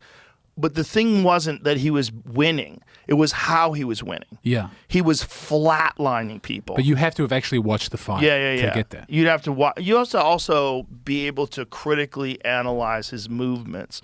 They're just different. He's just doing something. He moves different than people. And the way when he hits guys, it's like, holy shit, man. Yeah. They can all knock each other out. They're all elite fighters. I mean, I watched that Oliveira fight, and so we were with Nate's team in San Jose. Someone says, this man's the man who knocked him out. He's like, his punch is incredible. No one knows this. Like, they were all saying, like, this is an easy, and Oliveira's going to lose because of this man's. And then when he hits him in the head, you go, because he knocks him out on the first punch, and then catches him on the second and hits him twice after that. But it's like, if you just, I don't know about fighting, and then watching that, I couldn't believe he was knocked out from, it didn't look like it should have had that impact. Oh, it should, for sure. Yeah, when you watch the punch being delivered in slow motion, it looks everything like a knockout punch. He throws his punches with so much conviction. There's so much torque, and they're so perfect. Like his whole body weight is coming in. It's the coordination of the mechanics of his movements. It's like that's a big part of. He also has very big fists, but that's a big part, especially for 145 and even in 155. Like he's undersized compared to like guys like Rufy, who's like 6'2". There's like some elite guys that are big in that weight class, but the way he delivers his punches, it's like you just can't get hit by him, man. Yeah. He's got so much commitment, and so the timing is so perfect. When he went blam with that right hand, that had everything on it. No one's eaten that shot. No one. He's got what Faraz Zahabi likes to call the touch of death. It's the perfect name for it. It's because like he hits guys, they're just done, man. They're done. That seems... He's got the greatest 3-fight win streak in the history of the sport. He knocks out Alexander Volkanovski, Max Holloway, and then Charles Oliveira. It's the greatest 3-fight win streak in the history of the sport. And Volkanovski's currently the champ. So he is now. He came back. But that's at 45, though. Okay. So he went up to 55. So Volkanovski's the champ because he abandoned the belt at 45 because he wanted to pursue the belt at 55. He didn't want to make weight at Ilya. Didn't want to make 145 anymore. So it felt like it's too draining for his body, and he'd be even better at 55. Turns out he was right. He's even better at 55. Like, Charles Oliveira's really good, man. Yeah. Really good. For him to starch him like that with essentially one punch is extraordinary. But he called it, which is even crazier. He said, I'm going to knock him out with one punch? He's going to knock him out in the first round. And he had a celebration for his victory the night before the fight. So they went to a restaurant. He's standing on a bench. They're cheering. That is cool. It worked. I mean, listen, if you're that good. And he's going to fight the Scouser? The Scouser kept saying, yeah. Scouser kept going, I want him. And then Nate's team were going like, he thinks he wants him. He doesn't want him. It'll probably happen eventually because they hate each other, and it'd be very marketable. I don't know if it's going to happen next. This is my first year of following it. I'm starting to. My brother watches it a lot. There's a lot of really good guys at 155, though. If you wanted to do it according to like who deserves the shot, it would be, in my mind, it would be either Justin Gaethje, who is a very compelling argument for deserving the shot. He was the interim champion, beat the shit. He essentially like changed the progression of Tony Ferguson's career. Like that one, just by knocking him out, just beat him down, man. Yeah. It was a brutal, brutal fight. And then, I mean, he's got so many victories. He just beat Fiziev again after getting knocked out by Holloway. He's one of the best of the best. And, he's fought for the title before. He fought Khabib. Like, he's fucking really good, man. But what would stop him? And he's a big star, and he also deserves it. The other guy would be Arman Tsarukyan. Arman Tsarukyan was supposed to fight Islam for the title, but got a back injury, supposedly because of the weight cut. He had a particularly brutal weight cut, and his back locked up to the point where he couldn't even fucking move. And so they had to call the fight. Yeah. And so then they brought in Renato Moicano, and he fought for the title, like last-minute replacement. So Tsarukyan is elite. He's as good as it gets. He could be a world champion. And so if I wanted to do it according to not marketability, but rather like who deserves it, it would be either Gaethje or Tsarukyan. How often does that come into it as opposed to the marketability? I don't do that, man. No. That's the thing. It's like I'm not involved. I would not be the right guy for the business. Yeah. Because like I'm kind of a purist. I feel like if you're the number one contender, you get the shot. Like that's how I feel. But I also don't know if I agree who the number one contender is all the time. I think like that should be up for debate. Like it's very subjective. Like who decides like what victories count for more, or who would be more compelling to fight for the title, who deserves it. Like some guys have to fight a ton of guys, and then other guys like Pereira, he got a shot at Adesanya like just a few fights in. Yeah, but this is what then kills. This hurts boxing is when like you have a champ who just repeatedly takes on people that they can walk over to extend. There's a little bit of that the victory, but because the UFC is all it's one thing. The UFC makes you fight the big fights, and if you don't want to fight the big fights, like John Jones didn't want to fight Tom Aspinall, like then they can strip it. Well, he didn't strip him. John just retired, but I think John just decided to retire legitimately. I think he's he's partying a lot. He had a long career, and he's the greatest of all time. Like at a certain point in time, you have to say enough. And at 37, as the heavyweight champion, retiring undefeated. That's probably a good move. He's got one loss, but it's a bullshit. Have you seen those late Muhammad Ali interviews where he's going back? He's going back again, and people are begging him, you don't have to do this. It's over. It's fine that it's over. You're the greatest. He didn't That's have fine. any money, man. How did he not have any money? Because he got ripped off. He got ripped off, man. He got ripped off. And a lot of these like wild, impulsive dudes, they spend all their money. Like Tyson spent hundreds of millions. Yeah. He bought tigers and shit. He was joking around about it. He had Lamborghinis and tigers and mansions. He had a mansion in Ohio that he just abandoned. Well, that's... And, like, you could go, like, there was an online tour of this mansion. And you can go and, like, online. Like, someone broke into the mansion, took photos of it and everything. There's a guy who did that with Kanye's mansion in L.A. recently. There's an Aussie. He's written a book about John Safran, who's one of our best. Really? Yeah, he wrote a book about... He trespassed? He wrote a book about squatting in Kanye's mansion. He was like, you could just come in through the shrubs out the back, and I finished the book sitting in Kanye's house. He was always doing wild stuff. He was a filmmaker. He like ran naked through the streets of Jerusalem, I think. Jesus Christ. What else did he got crucified in the Philippines? Crucified, like on a cross? Yeah, like at Easter they ritualistic. They really drive nails through your hands, but they crucify What? people in the Philippines. Yeah. He did that? He did that. He went and got for the season finale of one of his shows. He got crucified in the Philippines. Oh my God, what a fucking nut. He's wild. He's a very exciting. What's his name? John Safran. Yeah, he is the man. He Sounds had like he'd be a good podcast guest. he stole a lot of Eurasian women's underpants to see if he liked the smell of them better. Oh, fuck this guy. Why? He can't be stealing chicks' underwear and No, and sniffing then them. he took other underpants that were not Eurasian to see if he was attracted to. He stole his Eurasian friends' underpants. Jewish Australian comedian journalist. That's a lot. Yeah. Spent a week living in one of West's homes in Los Angeles. This would, as if Kanye didn't hate Jews enough. Well, I've never heard him speak on this. I've never heard him speak on John Safran. Isn't it kind of funny Yeah. though that a Jewish guy is the guy who squatted in his house? And I think wrote that's why about he did it. I think he was like, Oh, that's hilarious. no, he's wild. That's he's hilarious. Yeah, he That's was crazy. Now that he's writing books, but his documentary series were great. He was in a show called Race Around the World, and everyone else would like take it very seriously. They had like 6 aspiring filmmakers. You know what the nuttiest spending of money was? Evander Holyfield, who was the heavyweight champion of the world. He made the biggest fucking house. It was an insanely huge house. And then I think he sold it to Rick Ross, the rapper. But it's the house is insane. He's I don't one know of how the much it big cost. I mean, I don't know how much it cost. I don't even want to guess, but it's the craziest house I've ever seen in my life. It's like a house that you would say, if I'm the baddest motherfucker on earth, Yeah. I want the baddest fucking house on earth. Is he a gypsy? He's Evander Holyfield. I don't know. You don't know who Evander Holyfield No. is? Oh my God, one of the Wait. greatest heavyweights of all Have time. you seen the gypsy He houses? beat Mike Tyson. Evander Holyfield beat Mike Tyson when he was I know Mike Tyson. very little about. He knocked him out. He stopped him. And then he went and bought a. And then Mike Tyson bit his ear off. Oh, he was in the second ear-biting fight. guy. The ear-biting guy. That was the second I fight. did know about the ear bite. That was after Tyson beat him up in the first fight. In the second fight, he bit his ear. Was he losing the second fight? Before Tyson he- was losing. Okay, Yeah, that's why he yeah. did that. But show Evander Holyfield's house. Look at this place. Bro.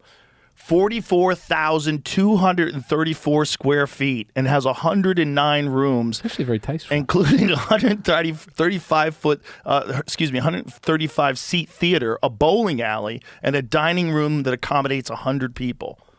Where is it? So large, they named the highway on which it sits Evander Holyfield Highway. That's crazy. That's. I thought it would be bad. For No, being no, that no. big, It's but not that's bad. a lovely. No, it's gorgeous. It cost estimated worth of $230 million It is worth in '94. Look at that, the wood paneling. In '94, around that time, he had an estimate. Oh, excuse me. Yeah. Around that time, he had an estimated worth of $230 million. It's That's in Georgia, an yeah. amazing house. I mean, it's fucking spectacular. And now Rick Ross, the rapper, lives there, which is like the perfect rapper house. You've got to spend it on. But see if you can Look get at that photos of the. pool. Oh, it's gorgeous. It's a giant piece of land too. I think it's 105 acres. See if you can see an image of it from the out. Yeah, that one where you man. see like look at that. It does look Come like the Georgia on, airport. Son. If you're Evander Holyfield, that's the kind of house you want to live in when you're the baddest motherfucker alive. Look at that place. So beautiful. I get hung up There's on Holyfield. Yes. Yeah. The yachts. I like looking at the super yachts. I look like Bro, the they- Jeff Bezos super yacht. They're nuts. But this house is fucking incredible. Yeah, You'd feel so lonely. Rick Ross bought buffaloes and shit to put You'd on have there. your friends live in there. Yeah, but you got buffaloes? Yeah, You'd he's got a see them bunch of every animals on there now. third day. Oh, that's cool. He's You got need his a own walkie-talkie buffaloes. just to get That's a dope beverage. as fuck. That's such a rapper move. Have your own buffaloes on your property. I love it. Rick Ross thanks his neighbors for helping him Wandered off return his his property. buffaloes. He's But how does Rick his Ross have buffaloes that just hanging money? out. They wandered over, helping him return his wander buffaloes. He had to hire some cowboys to bring his fucking animals back home. Yeah, no one needs to. Why not? maybe though? I do need to Maybe look you like do. that. Maybe Maybe if I you do. become fucking huge and you start doing arenas in America and you develop an insane amount of money, and all of a sudden you got giraffes at your It house, was and I very go, hard hey, to say, very hard to say no to the McCann, giraffes. what the fuck? I thought you weren't going to go full Rick Ross. No, I mean, I would go. I feel very lucky that I got to open for Shane, and he lives very humbly. Yeah, but you're and not like him. Matt still drives his old car. You're gonna no, go I'll be crazy. getting a big fancy car. You're going to go crazy. I would like a Rolls Royce. Shane lives humbly, but he's also got a Mercedes S class. You know? Mike Tyson's house. He This is Mike Tyson's house. They got abandoned. Giant TV. the Oh, somebody zebra it looks like carpet? somebody broke Oh the yeah, TV. they broke. I mean, it was abandoned for a long time, so they broke all the shit. That's crazy. Made So the people price just hang out. would break into his house when he wasn't there. So did he just leave it there, or did he just Well, I mean, he probably was Did he trying to sell sell it? it, and no one bought it, so that makes it abandoned. You know. I think Michael Jordan's house, he sold at a loss because of everything he'd done to it. Some guy just actually bought it and was trying to make it an Airbnb. He tried to take the shoe gate off. The gate was a pair of Jordans or something. That house Huge is only bronze worth Jordans. 1.1 million. That's how crazy. Yeah, after it's out forever. That's a steal. Oh, after it's You out have to forever. how much work you have to do to fix it back up. Bro, if I lived in that town and I found out Mike Tyson's house was for sale, I'd be like, let's go. There's been a lot of fentanyl overdoses. Let's go. in that. You think so? In Ohio? I doubt it. In that the house? abandoned Oh, in mansion? the abandoned mansion. Yeah, Yeah. but I'll just use some sage. I'll clear that out of there. Someone I'll hire a- did He left it sage in last night 99. backstage. He left in 99. There was an odor backstage last night, and I came off stage Someone and was it was burning gone. sage? And the guy working security said, we burned sage. I didn't know there was a big sage Was there someone burning. evil in the room? They're trying I think to get someone rid of might have spirits? just, I won't name who it was, but someone might have left a terrible smell. Oh, I think someone was, that definitely happens in that room. There's a lot of people eating weird food that gets delivered to that room. yeah, I mean, oh man, Cam Patterson, I should have said just a guy. I shouldn't have added it as Cam Patterson. But he when farted? when he headlined, he bought like enough fried chicken for 50 people, and it was just me and it was like one of the first times I was hanging out with all black people in America. I was just quietly Was it eating my. Gus's? Did they get it from Gus's? It was like, no, I don't know where it was from. It was huge and it was beautiful. And I thought, I didn't know we had to do that when headlining. Do we have to get food for everybody?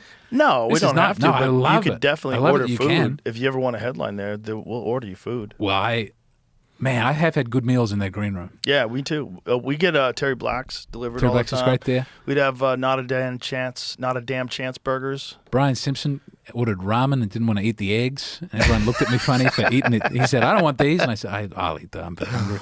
Why not, man? There's also, it's a kind of a food. There's a pizza place next door, and there's a Chick-fil-A way down the road. It's a really good taco truck up the street too. And the Diddy Dog is good. There's a lot of things in vans. Yeah. But I am more suspicious of eating out of trucks and vans now than I used to be. Yeah, I've had enough.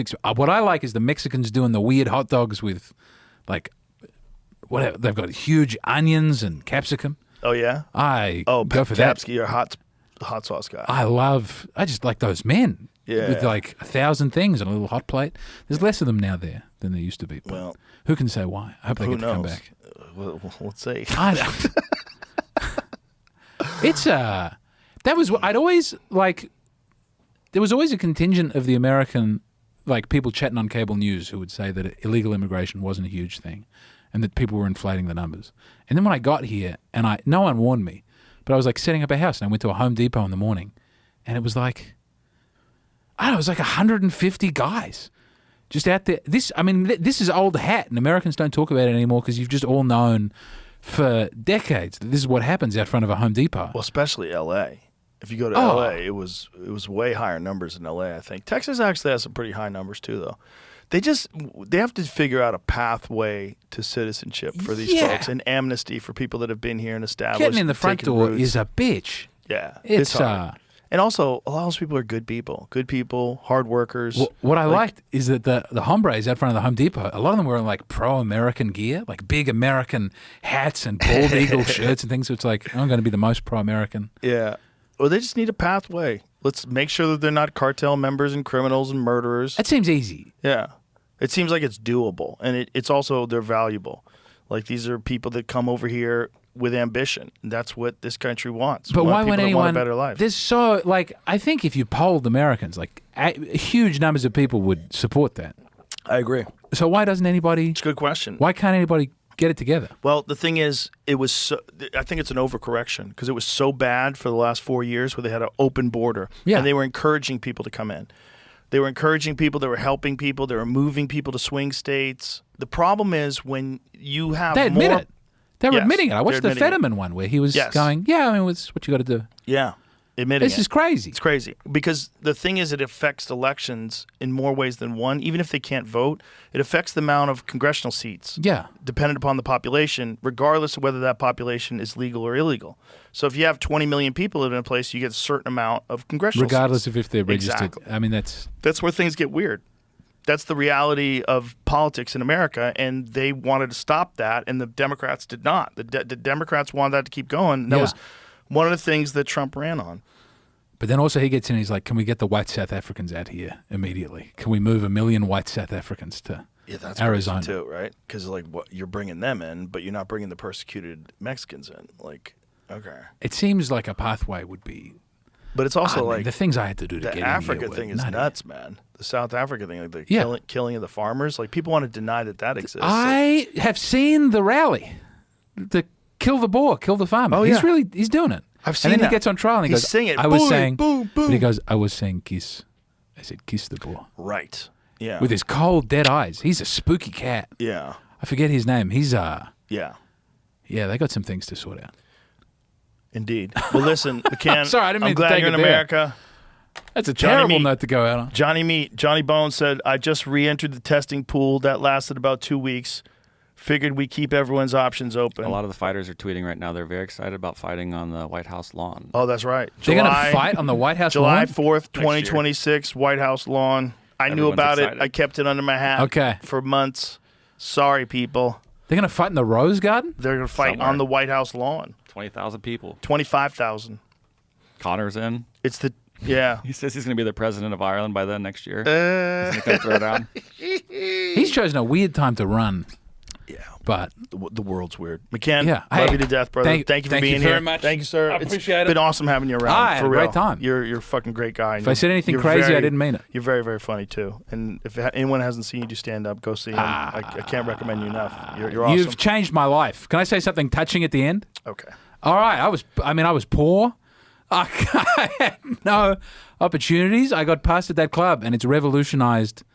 I get to pay my rent on time. I get to do comedy often, and people are nice about it. It's been very, very strange, and I couldn't have done it if you hadn't set that club up. I appreciate that very much, and that's the whole reason why we set it up the way we set it up in the first place. Yeah. We wanted to make it a place where that can happen. And like I said about like open micers that are good, they just never saw a path and couldn't figure it out. I think we can save some of those people in the future. I think we can lessen the attrition rate, and we can make better comics. Yeah. And make a real supportive community, which is what we're really doing. And that was the whole goal of the place, is to make the best club possible. And the best club possible has to have development. You have to have people coming up that are really good. It's like that's the key that a lot of these like improvs and stuff they miss. They don't when have like a night where you can just a bunch of people are doing 15 minutes. They don't develop a local community. Yeah. And so they only rely on the headliners to come in on the weekend. And the rest of the shows, you have various headliners do one night or 2 nights or something like that, which is fine occasionally. But the reality is you want a vibrant development community. And if you don't have that, you're not going to get new talent. Yeah. You're only going to have import talent But every weekend. there's 3 cities in all of America where you can reliably do it. It used to and just get- be 2. It used to Well, just yeah, be 2. this has changed it. Yeah. And Shane brought me over here. I want to shout him out He's the best. I was in Ohio. I was having a good time, but I had there was nothing happening for me. And then the fact that there is a place that you can come, and if you're going to work hard and do it, Well, that's insane. it's awesome. Look, I don't want to go on about it. We're but happy to have you, brother. I'm very touched. Thank you. God All bless right. you. Tell everybody your Instagrams. They can follow you. Oh, at JDF McCann, the James Donald Forbes McCann Catamaran Plan. That's a great podcast that everybody should check out. I think they've got That's books it. of poems. That's it. Okay, All right. beautiful. Hey, thank you so much. Thank you, brother. Bye, everybody.